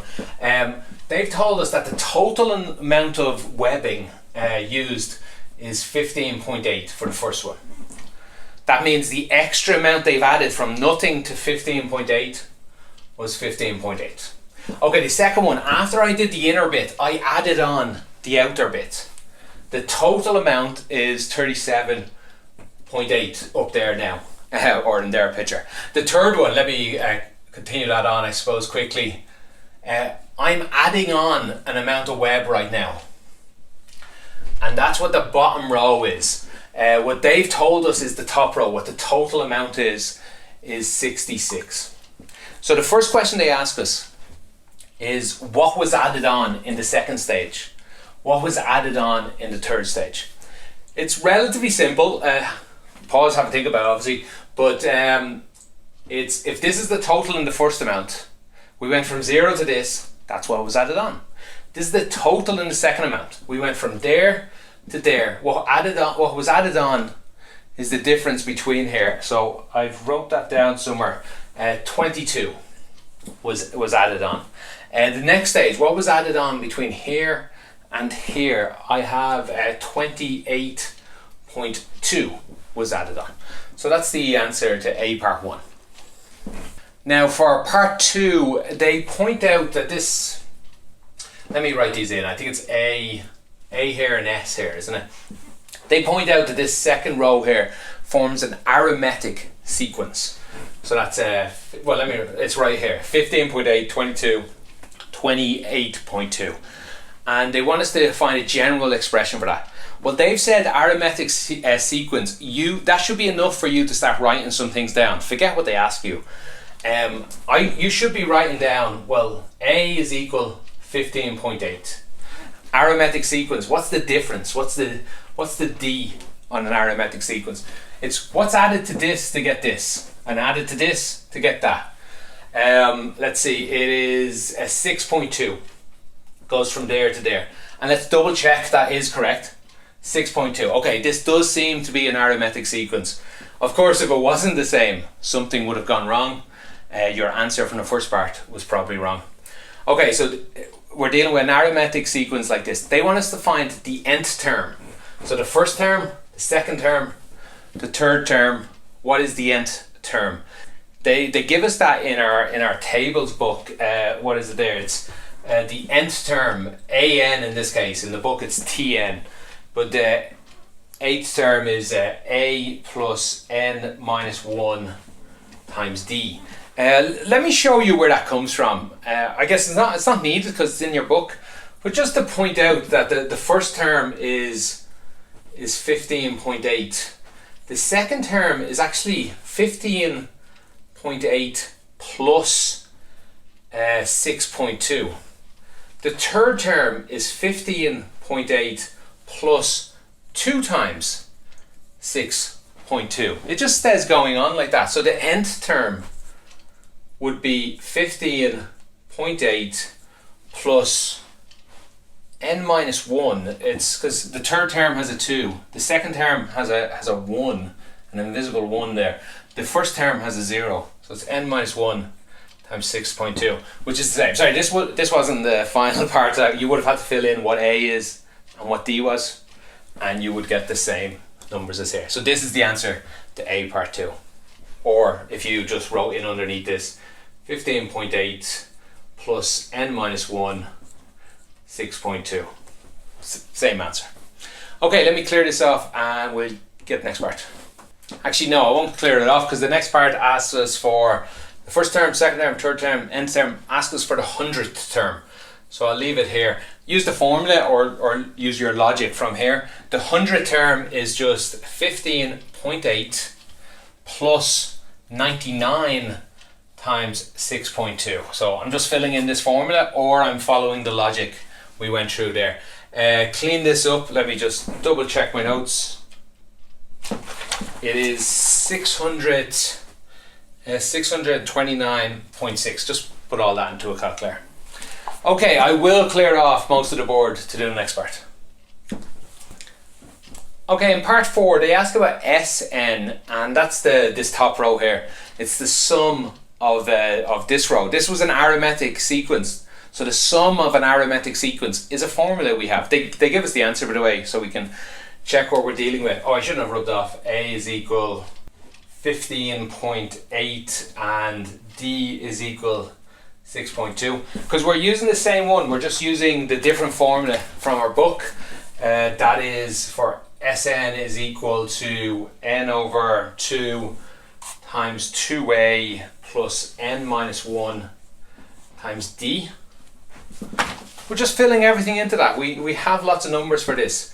So this Sn is n over 2 times 15.8 times 2 is 31.6 plus n minus 1 times 6.2. They gave us a quadratic though. This doesn't quite look like a quadratic. Just need to multiply some things out. Multiply this into everything and we would get 31.6 divided by 2 is, I guess it was just 15.8 again. 15.8 times n. N over 2 multiplied by n multiplied by 6.2 is, let's see, it's n squared over 2 times this, so that's 3.1. And then n over 2 times minus 1 times 6.2 is minus 3.1 n. Need to clean this up again. We have put the n squares first. We have 3.1 n squares. Put the n's together. We have 15.8. Take away 3.1 is 12.7 n. And there's no numbers. Let me just check that. Yeah, that is the formula they gave us. So that's the answer to part 4. Okay, in part 5, we need to use the Sn from part 4. They often do this in exams. They ask us to find the formula that they give us. Just so, in case we couldn't do it, we can still do the next part. Anyway, we're going to need to use this at the total length of the equation. They tell us that the total length is more than 10 meters. Or at a certain stage, this is the third stage, 4th, 5th, 6th, 7th. At a certain stage, the total amount of silk is over 10 meters. What stage is that? What K? What number for K is? So S1, S2, S3, SK. What is that number? They give us a bit of warning here that the numbers we've been getting so far is in centimeters. They're asking us about 10 meters. So be very careful there. They're not really asking about 10 meters. They're asking about 1,000 centimeters. So really what they're asking is this formula, 3.1 n squared plus 12.7 n. When is this bigger than 1,000? And I'm sorry, I shouldn't have wrote n in there. Although it's fine, like you're not losing any marks for that. But K, we're dealing with a K here. What's this number for K? My first bit of advice is a dangerous piece of advice. Just put in equals here. But you're going to have to be careful to deal with that later. When you're dealing with quadratics, greater thans are dangerous. I think it just makes the question a bit harder. You could rearrange this, bring the minus over. Let me do that now. 3.1 k squared plus 12.7 k minus 1,000 is greater than 0. Let's just find out what happens when it equals 0, and then we'll put back in the greater than and think about what that means. You could do it with a greater than here. I'd advise you to be careful. It just gets a little more, doesn't get that much more messy. In fact, you could factorize this if you want, and leave the 1000 in and the greater than. That's even harder. Okay, so with an equals in, let's solve this. Let's use the minus b formula. We will get k is equal, that's what's there for the x, minus b, which is, minus 12.7, plus or minus the square root of b squared, 12.7 squared, minus 4 times a, which is 3.1, times c, which is minus 1000, don't forget the signs, minus 1000, all divided by 2 times 3.1, or 6.2. Put this in a calculator, don't be a hero. Although you'll get two answers, right? Plus or minus. At this point you can be a little smart about it. This is a minus number. If this was a minus number, we would have a overall minus number. Remember what k is. It's stages. Stage 1, stage 2, stage 3. We can't get a minus k. There's no minus stage. The spider can't go back in time or go in on itself, or however that would look. So it's definitely not a minus number. So we can actually just ignore that minus right now if you want.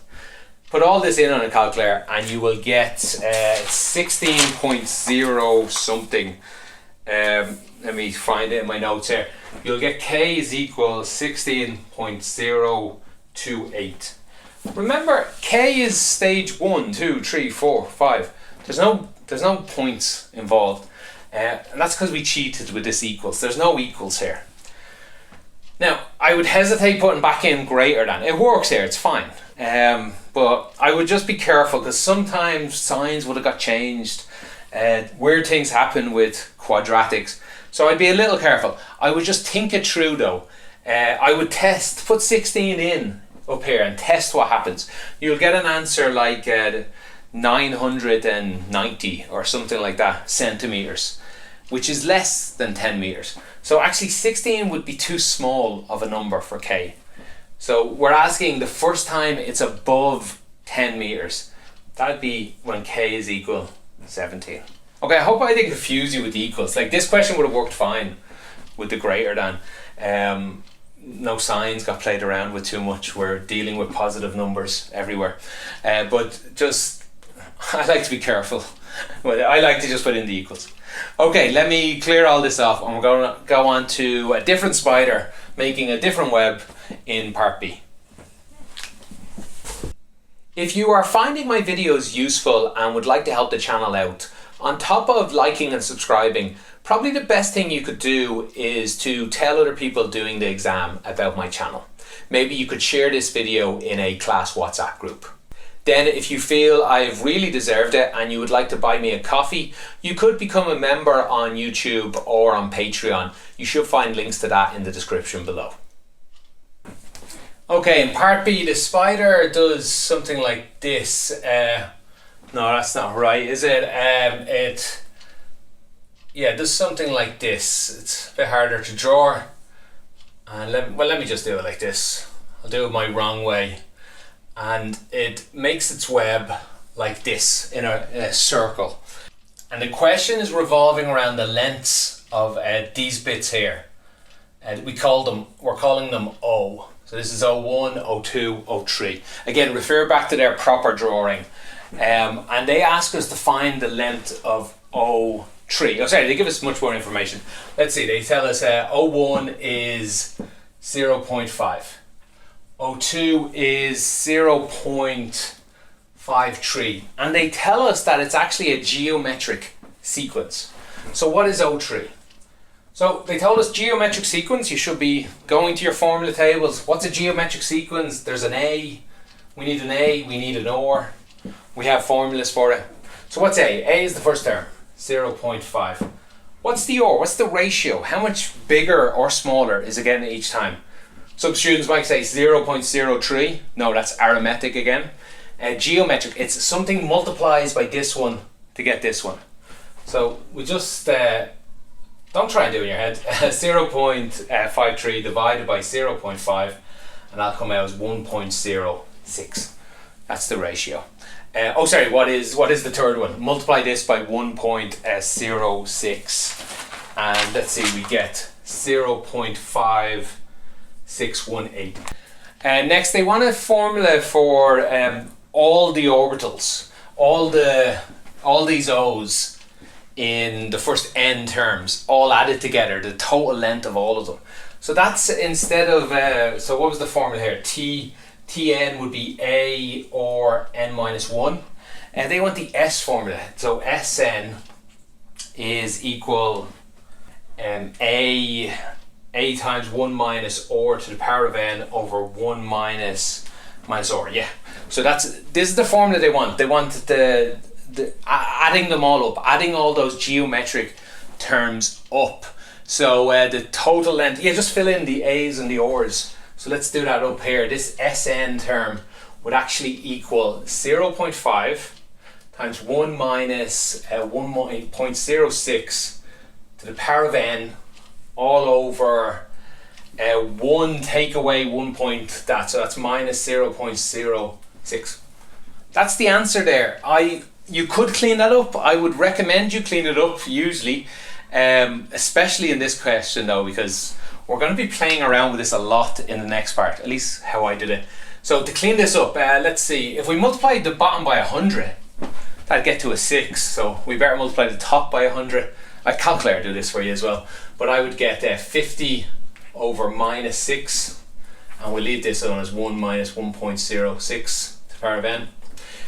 2 goes into both of them, so this is minus 25 over 3, 1 minus 1.06 to the power of n.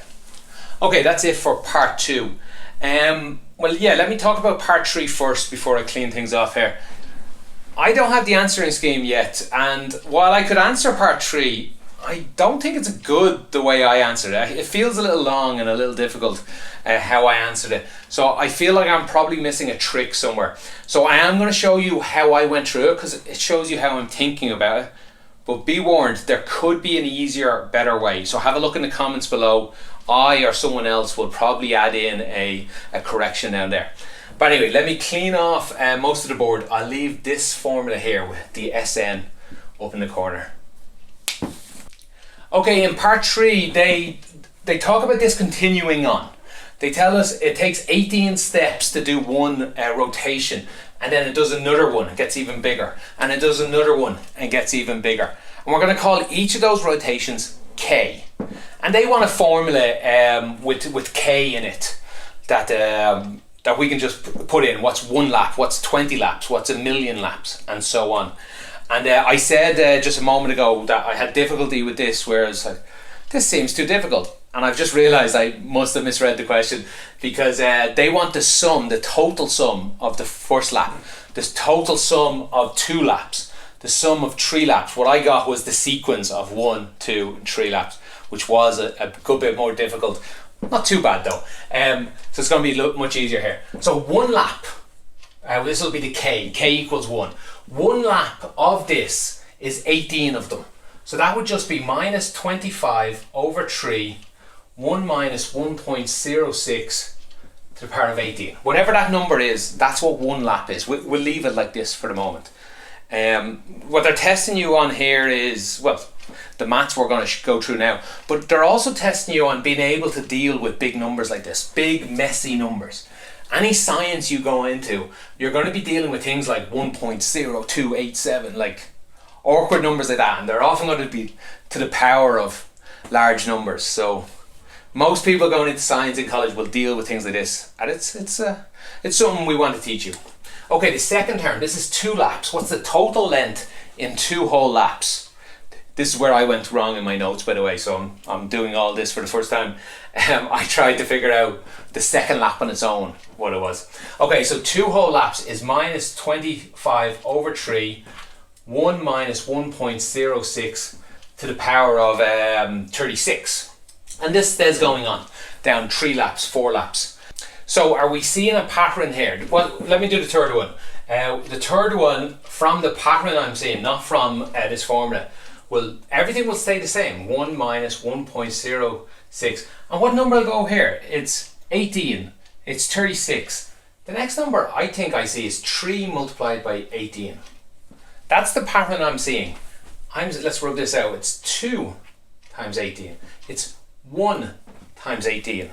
That's the pattern I'm seeing. What will the kth term be? The k term in this sequence?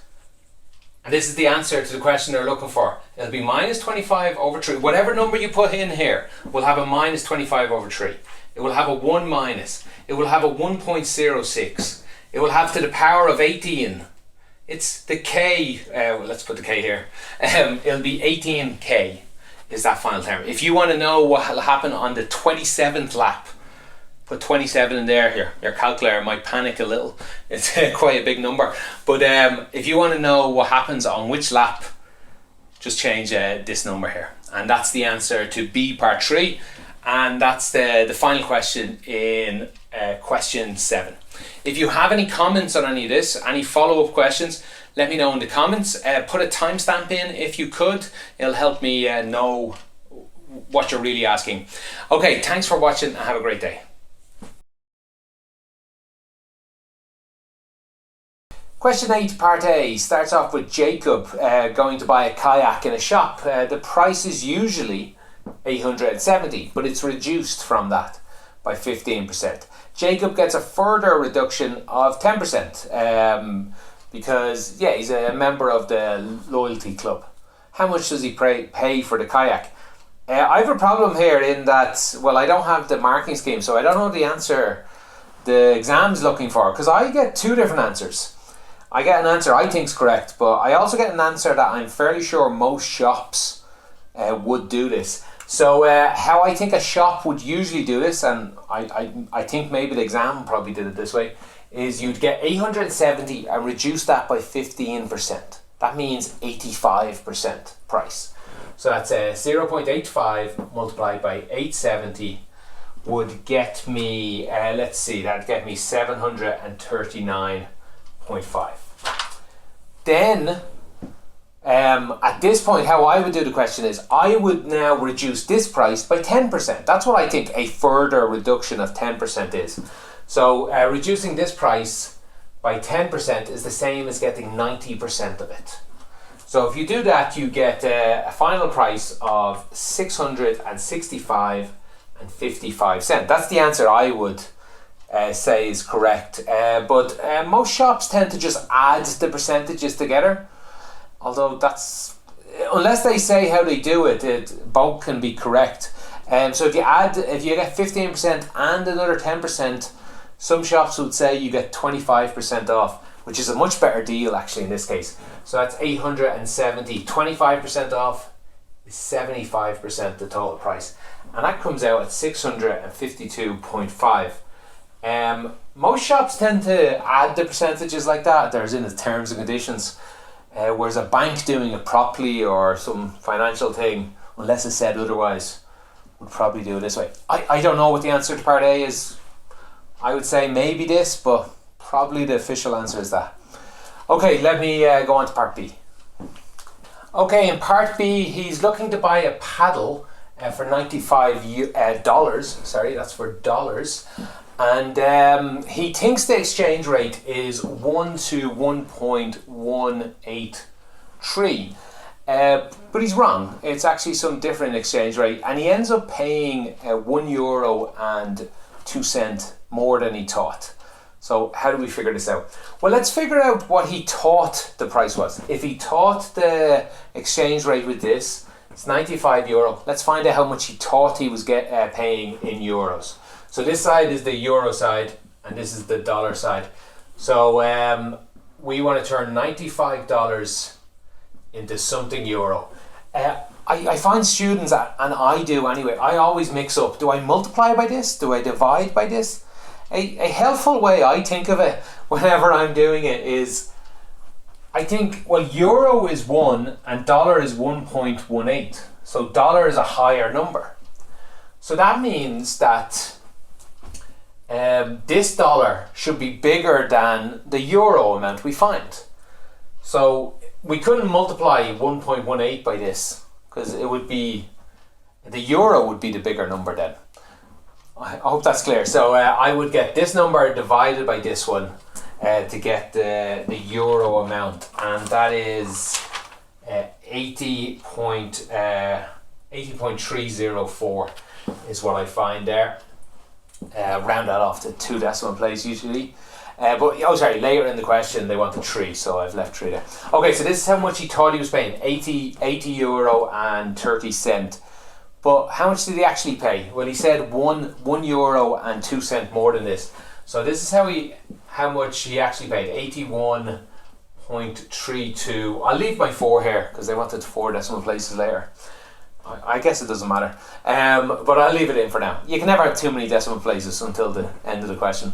Okay, so what's the correct exchange rate? This is the euro, and on the other side is the dollar. What's the exchange rate? You should be able to do an exchange rate question. You want to get the euro to a 1, so you divide this side by itself to get to 1. If you divide this side by itself and get to 1, you better divide this side by the same number, not itself, by the same number. So that's 81.324.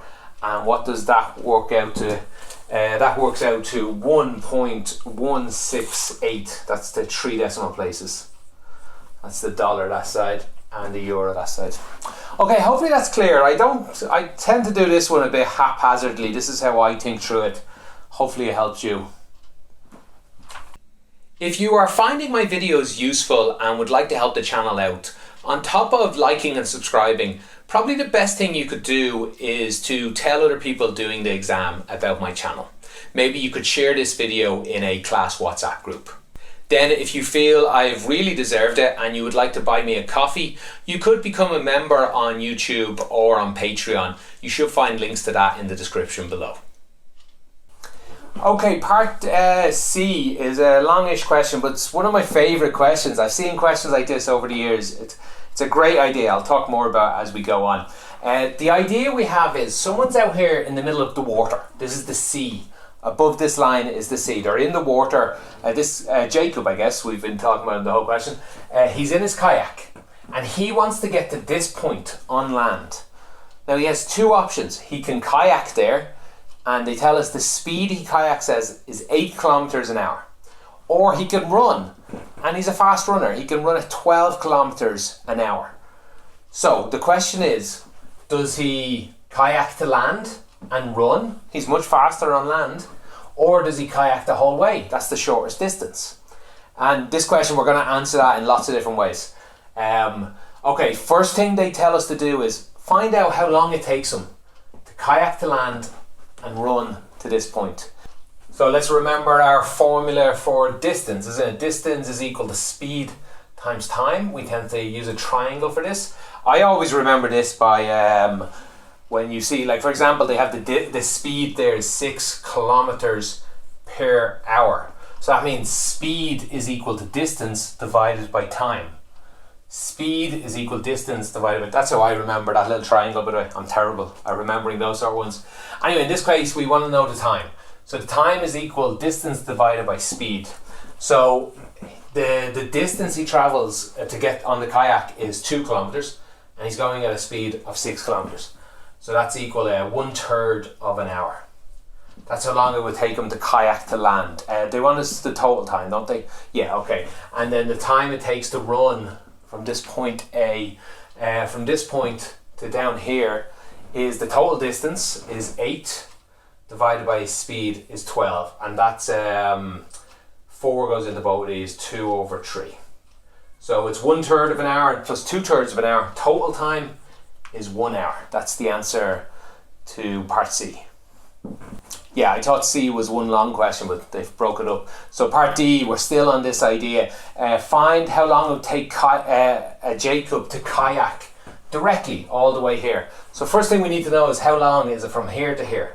Don't panic that you haven't missed anything there. They just want you to do a bit of Pythagoras theorem. So that's 2 squared plus 8 squared square root. Let me just put that here. Square root of 8 squared, 64, plus 2 squared is 4. So square root of 68. That's the distance we're dealing with here. So the time it would take that is square root of 68, divided by 6 was the speed. Put that into a calculator and we would get a time of 1.374 hours. Did they ask for that in minutes? Yes, they want that in minutes. So multiply that by 60 and we get to the nearest minute, 82 minutes. Okay, so that's how long it would take. So it's faster to go to land and run than it is to kayak. The question is there some faster way in the middle? And spoiler, there is. If we kayak some place here, let's put in a line, some place in the middle here, and then run the rest, is that faster? And that's what we set up in part E. We put an X in here. This distance here would be some X, some unknown X. We don't know it yet, but we're going to figure out what's the quickest time to do all this. So E part 1 asks us to find an expression in X for the total time it would take to do this path here. So the question is, we just copy the work we've done really. Jacob is going to kayak this distance. So what is this distance here? We'd have to use, let's break up the board here. We'd have to use Pythagoras theorem again. This distance is 2 squared plus x squared and the square root of that. That'll be this distance here. That's just simple Pythagoras theorem. The speed he's going on the kayak is still 6. So that is the time it will take him to kayak that distance. I've just copied the work from the previous question, except we're now using an x instead of an 8 on that triangle. The running is this distance now. It's not 8, it's 8 minus x. That's how far he has to run, and he's still going to run at a speed of 12. So that's the time it will take here. That's the answer to E part 1. That's an expression in x for how much time it will take. We could put something like t here at the front, or t of x, I guess, would be the better one. Now in part 2, they give us an equation, which I think it's silly that they've given it to us. What they should have said, not to rewrite the exam, because they made it a little easier for you. What they should have said is, this is the time it takes. What's the minimum time? So you should think, well, minimum means differentiation and then equals 0. So they've differentiated for you, but I think you could differentiate this, change the square root to a power of a half. Power of a half multiplies by this says itself. The power goes down to minus a half. That means a square root in the bottom row, and that's what the answer has given you. Half gets multiplied by the derivative of 2x. 2's cancel, we have an x. Basically, you get what they've given you here. The derivative of t is so that square root goes in the bottom row. Becomes a 4 plus x squared. Half multiplied by 2x, just left with an x, and there's still a 6 here. The derivative of 8 over 12 is nothing. The derivative of minus x over 12 is minus 1 over 2. The 1 over 12, sorry. So anyway, they've given you all this. They've even pointed out that the derivative is now equal to 0, because it's a minimum point. They simply want you to solve that. What's the answer for x? So I'll clear off the board, rewrite this, and give you the answer. Show you the answer. Okay, so we're just solving this equation. Just play around with it, see what you can do. Move the 1 over 12 on the other side is what I would do. X over 6 square root x squared plus 4 is equal 1 over 12. We can start multiplying both sides by 6. That 6 would appear over here. That's 1 multiplied by 6. The 6 cancels in there, so we get 1 over 2. Let's move the 2 back over really, and we get 2x over this side. And let's move the square root over this side. So I would get 2x is equal to square root of x squared plus 4. Doesn't look that easy yet. How about square both sides? Hopefully that'll help. This becomes 4x squared is equal to x squared plus 4. Get all the x squares one side. Take that over that side. We get 3x squared equals 4. Yeah, we only have one x. It's not a complicated quadratic or anything. Rearrange this a little bit. We get x squared is equal to 4 over 3. Square root of both, square root everything, we get 2 over square root of 3. We should have a plus or minus here, except we know x is positive. I've rubbed out the drawing. Remember, x is this length here. This length here was x. It's clearly a positive number.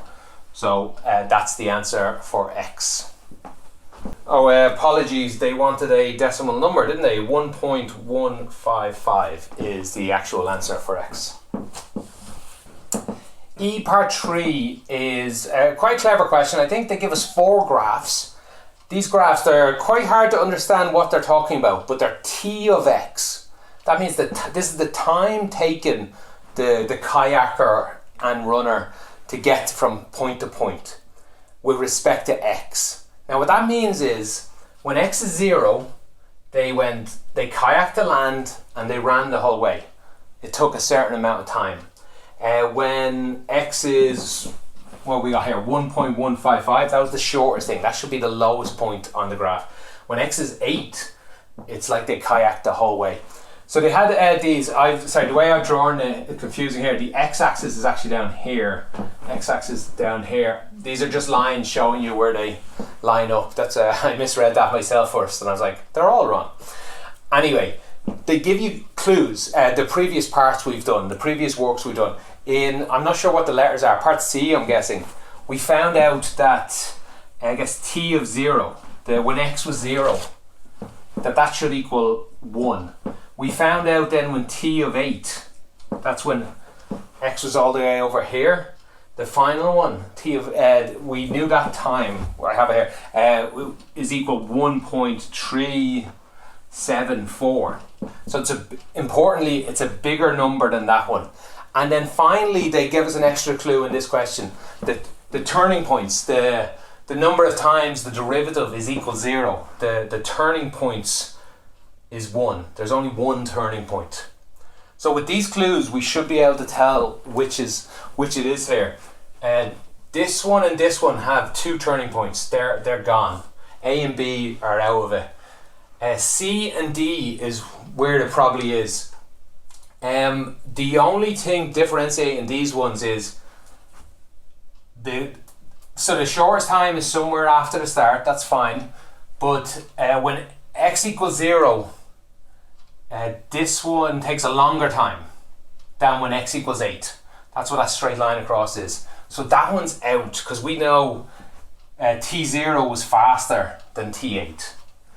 t0 is faster than t8. So it's actually a graph D was the correct answer.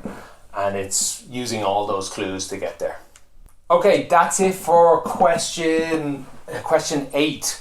I hope that was helpful. If you have any follow-up questions or point out any mistakes I made, will you let me know in the comments. Please use a timestamp though, so it'll help me answer your question in a fast order. Thank you for watching and have a great day.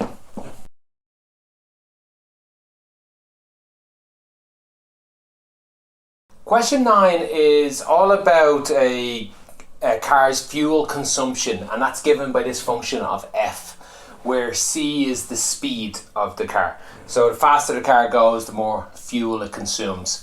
Part 1 asks us to show that there's no difference between the consumption if the car is travelling at 60 and it's travelling at 110 kilometers per hour. I'm not sure if that's true in real life. I guess sometimes lower gears have worse fuel consumption maybe, but I would have thought it'd be much higher at 110. But anyway, so how do we do that? So we want to fill in this function here, f of c, f of 60, wasn't it? Yeah, so at speed 60, what is the speed, what is the consumption? And at speed 110, what is the fuel consumption? So we just fill both of those in. That's 0.05 times 60 squared minus 8.5 times 60 plus 800. Put all that into a calculator and we should get 470. And you do the same here. Fill in 110 for all of these. I won't waste the ink doing it. We get 470 both times. And that's the answer to A part 1. In part 2, we're asked to find the derivative of df dc. Now we have f here, and it's in terms of c. So this is just a matter of differentiating this with respect to c. So don't overthink it too much at this stage. It gets more complicated later in the question. The derivative of this with respect to c is the 2 comes down, so 2 multiplied 0.1, take 1 away from one of the powers away. minus 8.5. This C, this varies, and the derivative of 800 is nothing. And so that's it, part 2. Okay, in part 3, they give us this function for the speed in terms of t, natural log of t squared. So because there's a natural log, it doesn't work at t equals 0, or in fact less than 1, in fact, because it'd be a minus, I suppose. So anyway, this is the function they give us. They tell us to use the answer from the previous part for df/dc, and they want to find df/dc at t equals 7. So df/dc, but when t equals 7. So we just fill this out, except instead of c, we put in, well, let me write it here, 0.1, but instead of c, I'm going to put c of 7. So we'll find out what that is in a moment. Minus 8.5. Let's do that here. C of 7 is, you just put 7 in here. This is 78 plus 9 natural log of 49. Put that into a calculator, and we get 113.0263. I tend to just take loads of decimal places. In fact, I keep it on my calculator, so we use the exact number really. But we use this. Put it in here again. Use the numbers on your calculator. Multiply by this. Take it away from that, and we should get 2.8 to the nearest 1 decimal place. For part 4, I'll leave this up here because I want this c equals over here. They want us to find dc dt. Again, we have c in terms of t, so it's just a matter of differentiating. The derivative of 78 is nothing. The derivative of 9 times the natural log, we leave the 9 alone. The derivative of a natural log is 1 divided by whatever's in that natural log. In this case, we have to use the chain rule though, because what's inside it is complex. It's complicated. So we have to differentiate what's in here. So the derivative of 2t squared is 2t. So we multiply it by that.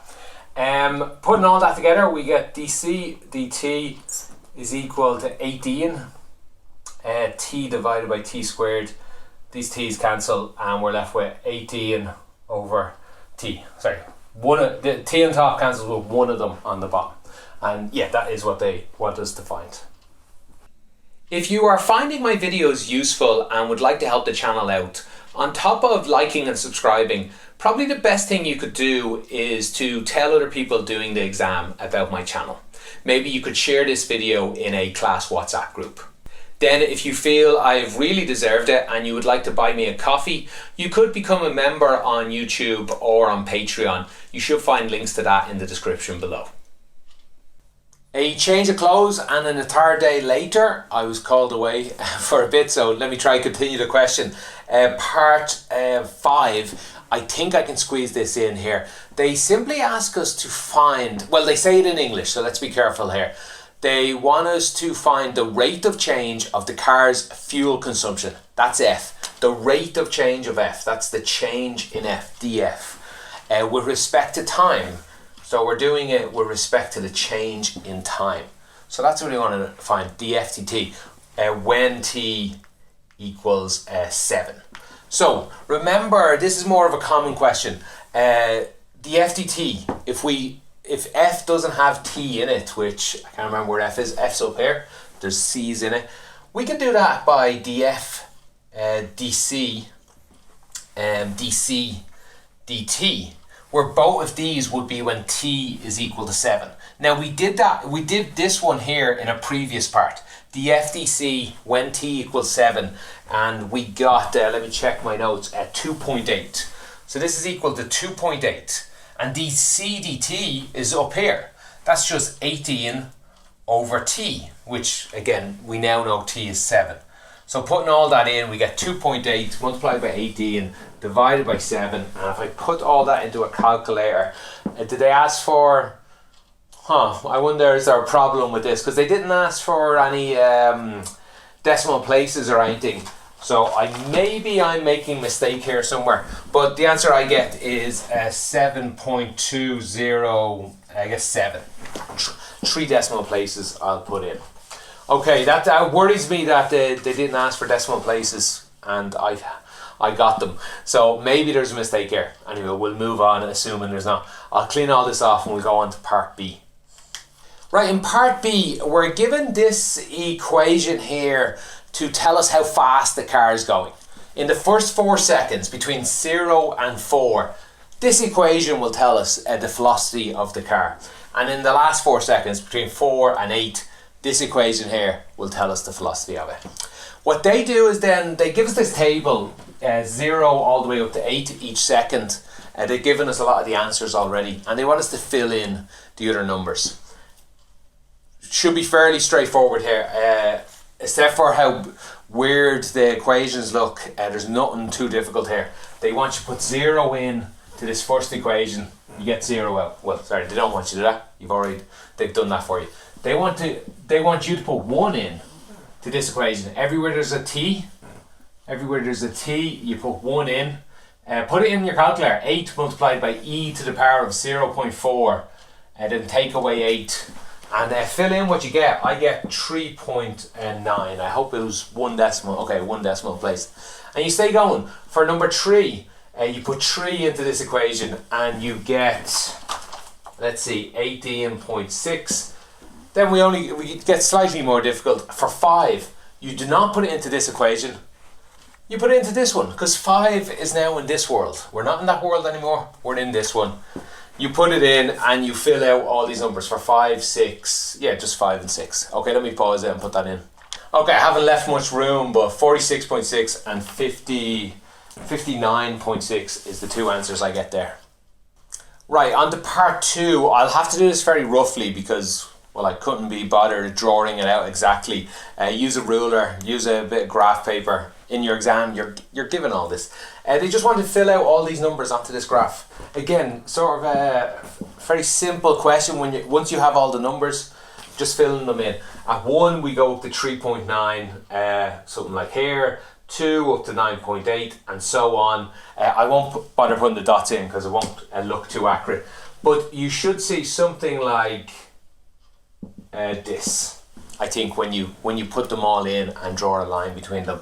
I already knew the shape was probably going to be like this because an exponential will look like this, and this is a quadratic with a minus, so it will look like this.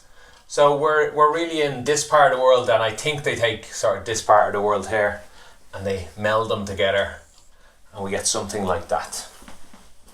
Now we're finally up to some more difficult maths. They want us to use the equation Vt is equal, this second one here, this second equation here, and they want you to find the average speed of the car between 4 and 8 here.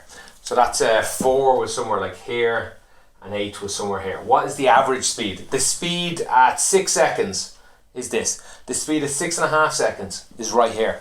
What's the average speed? So how do we do that? They've given us a massive clue. They've told us to use integration. You see integration? You hear them asking for average. I want you to be thinking about that formula for averaging with integration.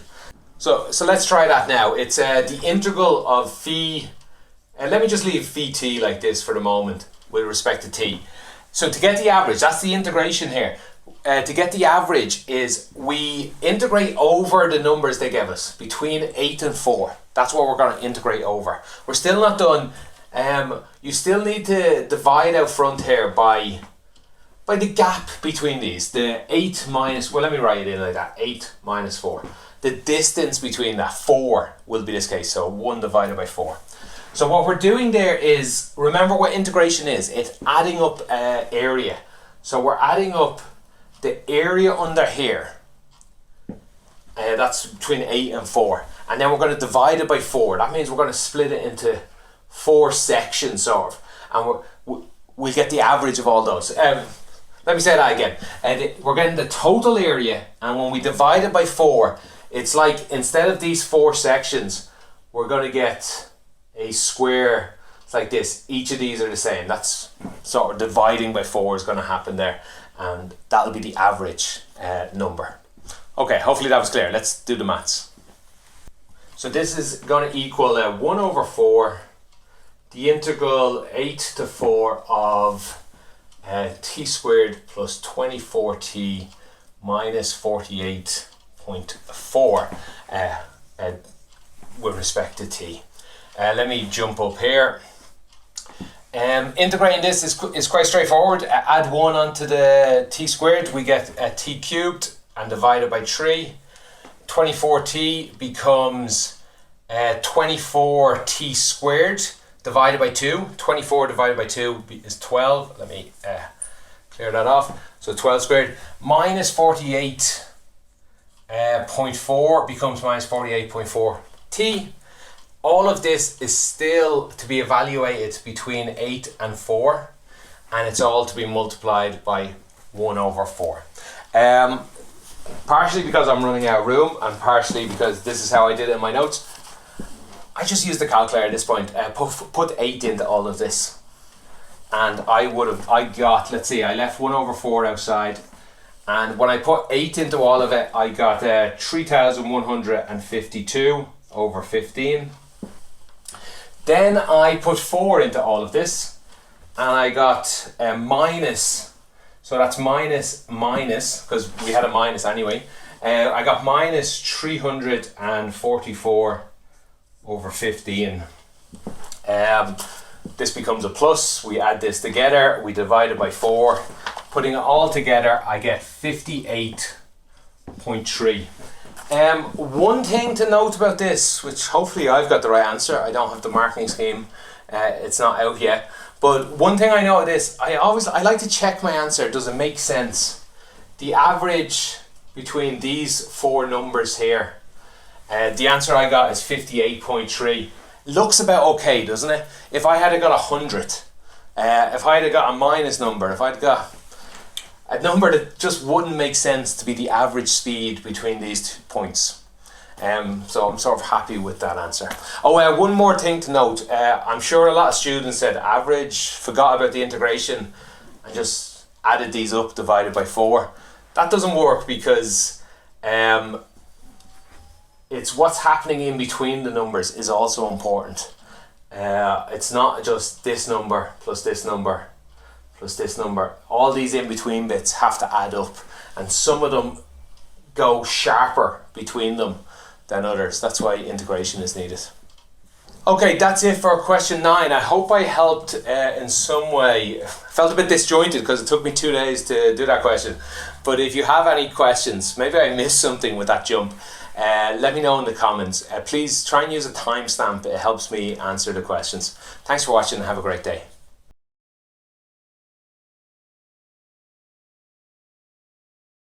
Okay, we're on to the infamous question 10. I've seen a lot of complaining online about this question. Students are quite confused. I will say, when you know how to do it, it's quite straightforward, but I'm going to really take my time to try and explain everything, because I know that's what students had trouble with. Where do I start? Also, I will say, on questions that are really difficult like this, they tend to be quite long. There is at least 2 parts of this inside this question that is really simple, that every student can do. So don't just give up if you don't understand the start of it. Read each question. Like, one of the questions is just ask you to rearrange an equation. But still, let's try and understand the entirety of the question. Okay, we start with this pattern here. Use the drawing from your book or online if you have this page open, because my drawings aren't the best, but it's all I have to use. So we start off with these 4 dots at 0, 1, 1, 0, minus 1, 0, and 0, minus 1. These 4 dots. And what the pattern is, let me put some numbers here. This is 1, 2, 3, and we're going to fill out 4 as a part of the first question. The rule here is, anywhere you see a dot, the next pattern will have a dot 1 away, as long as it's on an integer line. So I don't want any half lines here. I don't want any 1.2s. None of that. It has to be 1, 2, 3, 1, 2, 3. Has to be on a perfect line. So what's 1 away from this? One away from this would be the 0, 0, so that gets filled in. One away would be the one above it, that's filled in. One away would be the one to the right of it, one to the left of it. And we stay going with each of these. That's where all of these dots got. That's where they all came from. But you will notice that this point here, there's nothing on it now, because there was no one away from it in this point. And the same pattern continues.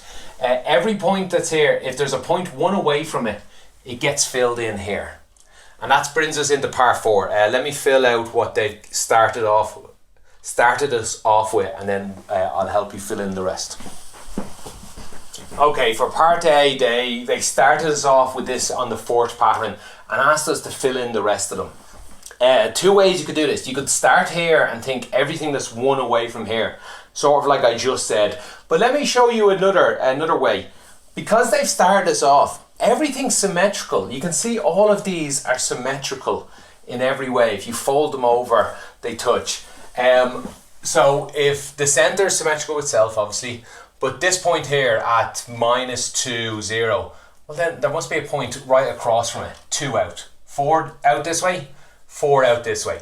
2 up this way, 2 down this way. 4 up, 4 down. So you could fill it out that way if you'd rather, but it's the same as 1 away from over here. Let's see, if it's at 1 minus 1, it must be at if it's at -1, 1, it must be at -1. No, 1 minus 1. Anyway, it's it continues on at all these link points, or like. So let me get straight. 1 minus 1, 2 minus 2, 3 minus 3.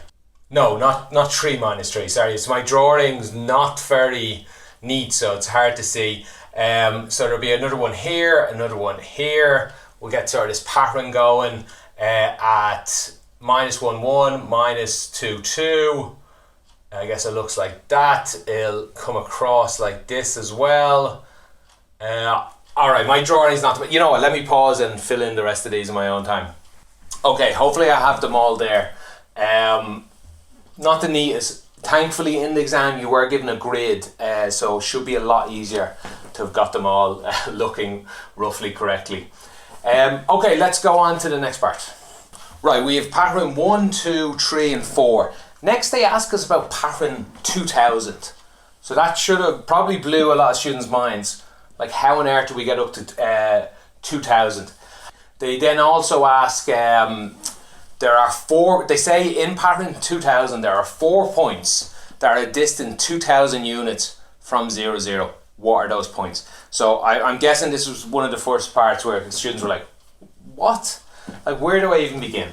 Let me show you what they mean. In pattern 1, there are 4 points that are 1 unit away from 0, 0. All 4 of them are just 1 away. 1 up, 1 right, 1 down, 1 left. How many points are there in pattern 2 that are 2 away? This guy is 2 to the right, 2 up, 2 left, 2 down. The rest of them, this is 0 away. This one's actually square root of 2 away. It's not. Think if you drew a circle around the furthest ones. All the rest are inside it. Again here, there's only 4 points that are 3 away. These 4 here. All the rest are a little closer or a lot closer. Same here, there's only 4 points. So at pattern 2000, there will still only be 4 points. There'll be the point that's the highest up here.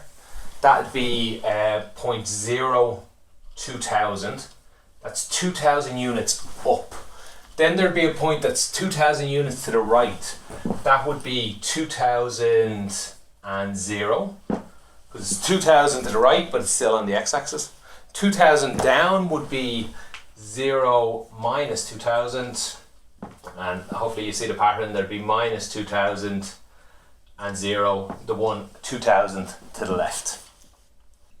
If you are finding my videos useful and would like to help the channel out, on top of liking and subscribing, probably the best thing you could do is to tell other people doing the exam about my channel.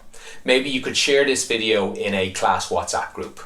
Then if you feel I've really deserved it and you would like to buy me a coffee, you could become a member on YouTube or on Patreon. You should find links to that in the description below.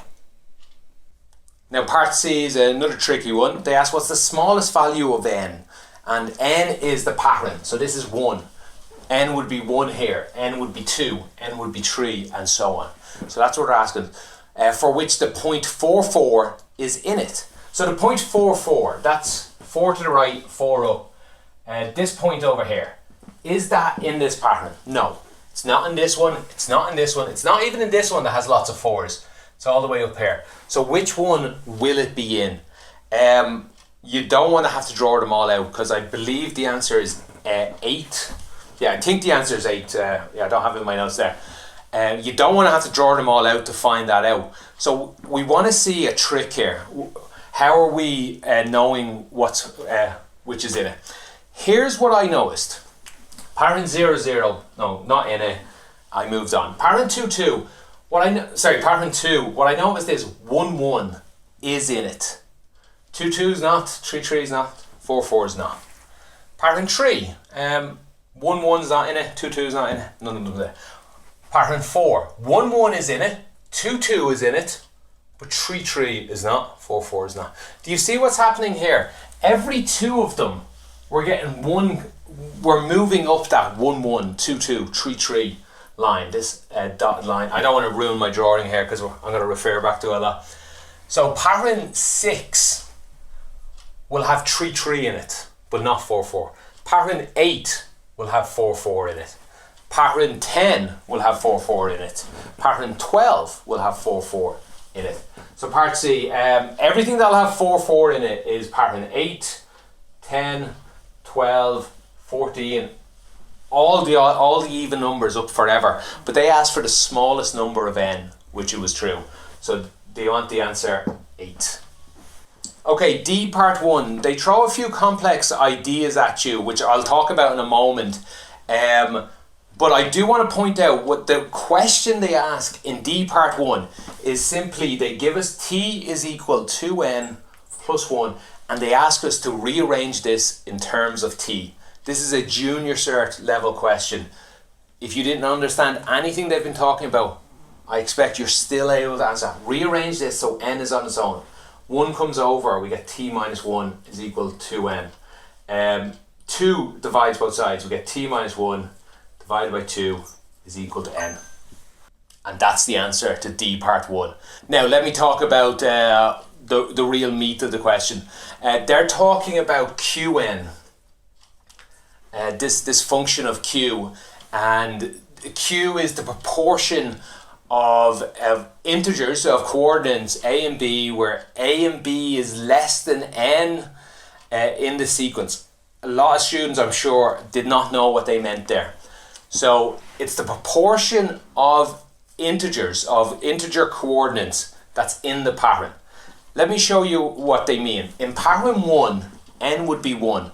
So what integers are less than or equal to 1? That'd be 0, 0, 0, 1, 1, 1, 1, 0. I might have got some of those numbers wrong. Yeah, I think I can ruin my drawing at this point. These 4 are in that pattern. But here's ones, I'll put X's everywhere they're not. There's not. So there's 4 that obey this this rule they've given, and there's 5 that doesn't. These are integer coordinates that aren't in the pattern, but they are less than 1. So when they're talking about a proportion, they're talking let me write Q1. Q1 would be equal to 4 are in it, 5 are not in it. So it's 9 in total. So it's 4 over 9. The proportion in the second one, they don't ask this by the way, or sort of. It's just it's helping you get the idea for the rest of the questions to come. In number 2, there's how many points are here? There's 1, 2, 3, 4, 5, 6, 7, 8, 9. There's 9 points in this. And how many total? I won't put X's everywhere there's not, because it's 2 all the way to 2 to minus 2. There's actually 5 there. Minus 2, minus 1, 0, 1, and 2. And there's 5 up. 5 by 5 is 25. That would be Q2. And this continues on. The third one, Q3, would be... Can you see the pattern? 1 is 4 or 2 squared. 2 is a 9 or 3 squared. 3 will be 4 squared. You can add them up here. 1, 2, 3, 4, 5, 6, 7, 8, 9, 10, 11, 12, 13, 14, 15, 16. Can you see the square? A 4 by 4 square there. 4 squared. Or 16. 3 squared. 2 squared. And the total, another square. Let me ruin this drawing a bit. The total square here. 3 out this way, 3 out this way. The middle line, 7 by 7. 7 squared. That's the pattern I see there. They don't fully ask that. They give us this in a moment, but I just wanted to point out the pattern they're talking about. Maybe help you understand when they're talking about proportion. How many dots are there? How many possible dots were there? Okay, so they ask in part 2, by substituting your answer from part 1. So they've given you an expression of Qn first. Qn, it's actually what I've just done here. The top row is n plus 1. So for the first one, I had 2 squared. N plus 1 squared. The bottom row is 2n plus 1 squared. So 1 multiplied by 2 plus another 1 is 3 squared. 2 times 2 is 4 plus 1 is 5 squared. 3 times 2 plus 1 is 7 squared. You could have found this on your own. Just as I described here, this pattern appears. They helped you by giving this to you. In part 2, they want you just to substitute your part 1 answer into this to see if you can get the equation they have. So let's try that. The top row, instead of an n, I'm going to put t minus 1 over 2 plus 1 all squared. The bottom row, you could put in n again. You could do the same thing, but you don't have to, because remember, 2n plus 1 is already here, equals t. This bottom row is just t squared. That saves you a little bit of work. I'm running out of room, so I'll have to be a little fast. Yeah, let me put it up here. Yeah, I'll fit something here and something here. I'll take a half out of everyone here, and that'll be a t minus 1, and this will be a 2, so that'll become plus 1 squared, and this will be t squared. Cleaning all that up, I would get, what do they want me to get? Yeah, okay, I would get t, on the top row I'd get t squared plus 2 at t plus 1 multiplied by a half. Oh sorry, a half is still squared, my bad. A half squared is 4. 4 just comes on the bottom row, and that's a t squared here. That's what they want you to find. Sorry I squeezed that in there. That was a bit of bad form. But still, this, even if you were confused what they're talking about, proportion, it was really just a bit of algebra they asked you. Okay, in part 3, yeah, we're going to get the limit to infinity of this. Let me just say though, a lot of people complained about these questions. I did think all the questions are doable, but I do agree that it's a nasty question, but it's a question, nasty questions come up all the time. What the examiner has done here is they've thrown lots of information at you just to confuse you. But the question itself, like over here, was just simple algebra. All that information they gave you was, like, it was an interesting story that I found interesting, but it wasn't really important to answer the question. Be warned for that in the exam. Everything they tell you does not necessarily need to be used.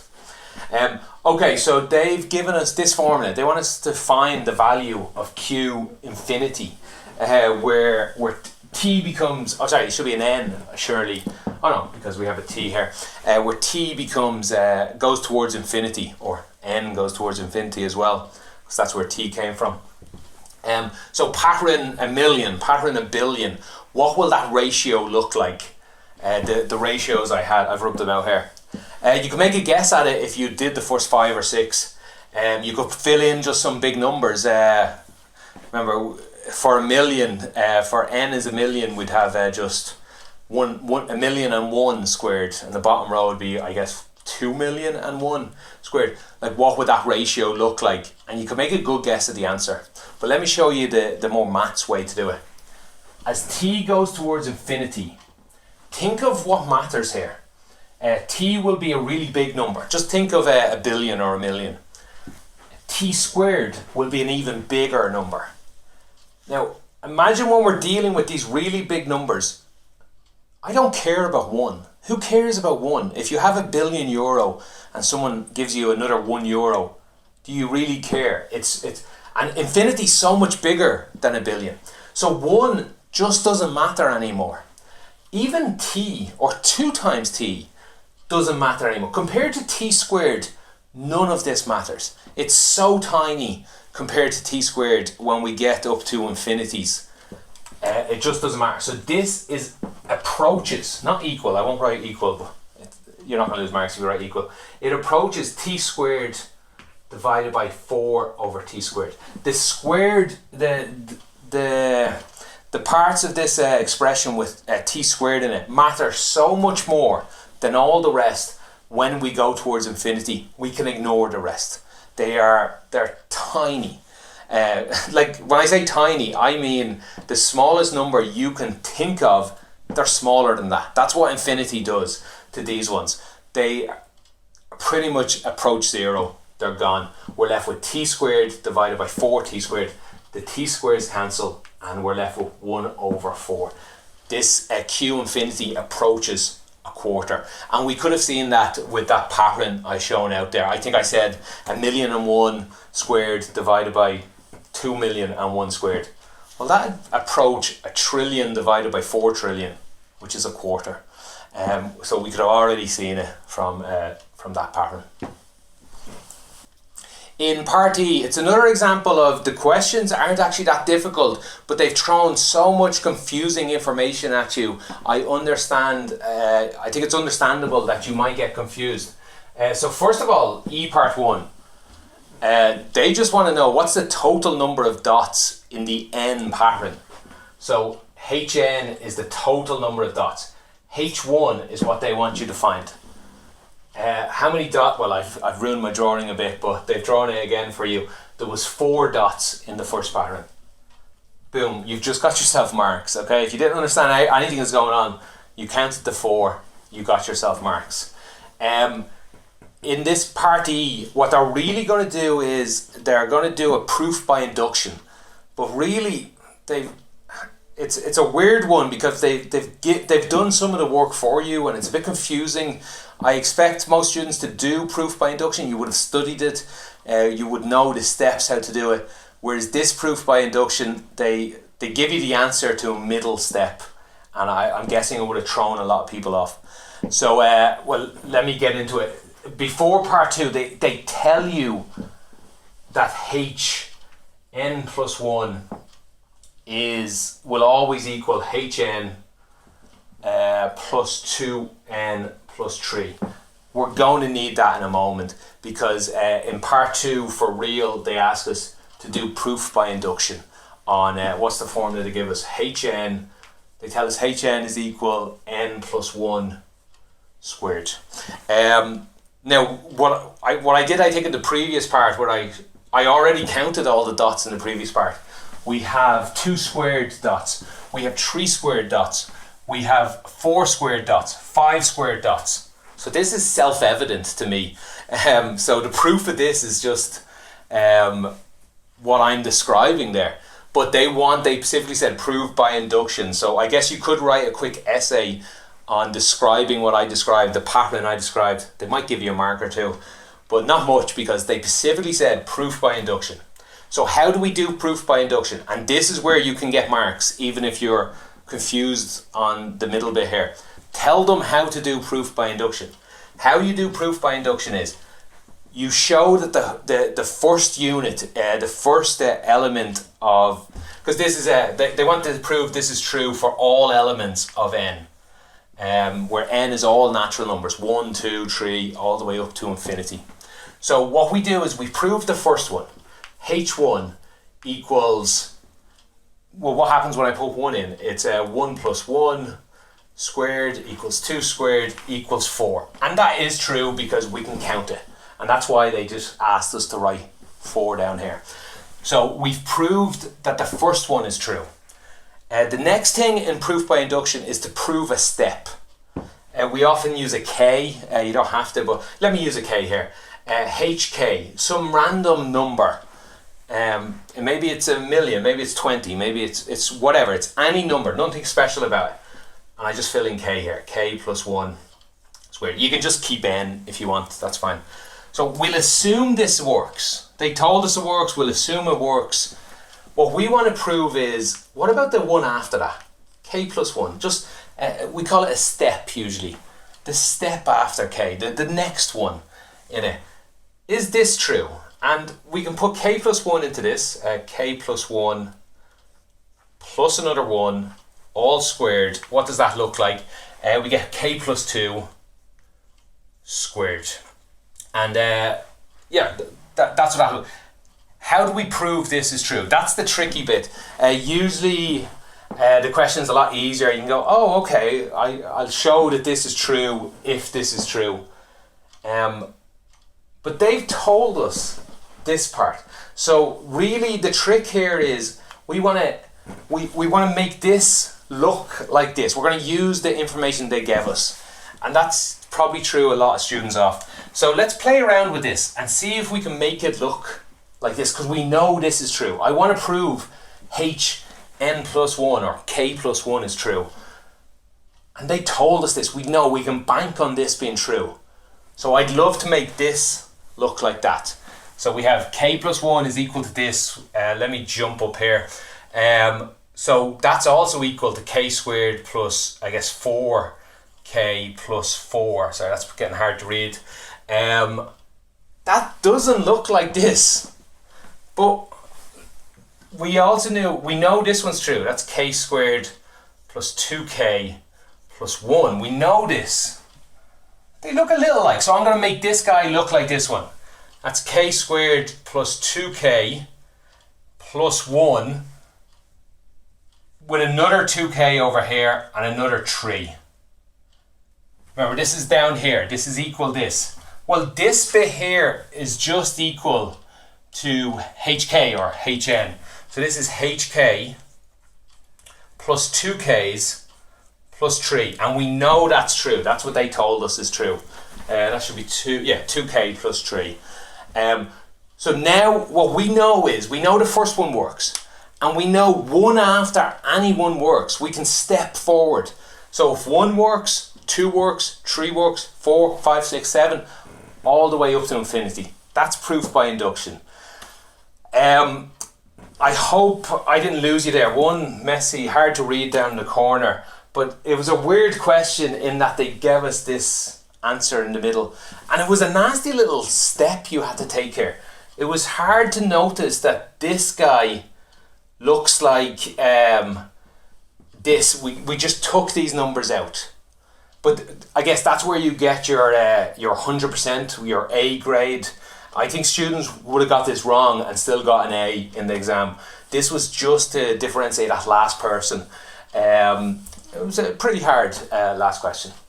Okay, if you have any questions about anything I did there, or anything in the whole paper, because that's the last question, let me know in the comments. I'll do my best to get back to you. If you could put a timestamp of the part of the video you're talking about, that would really help me out. Thanks for watching. Have a great day.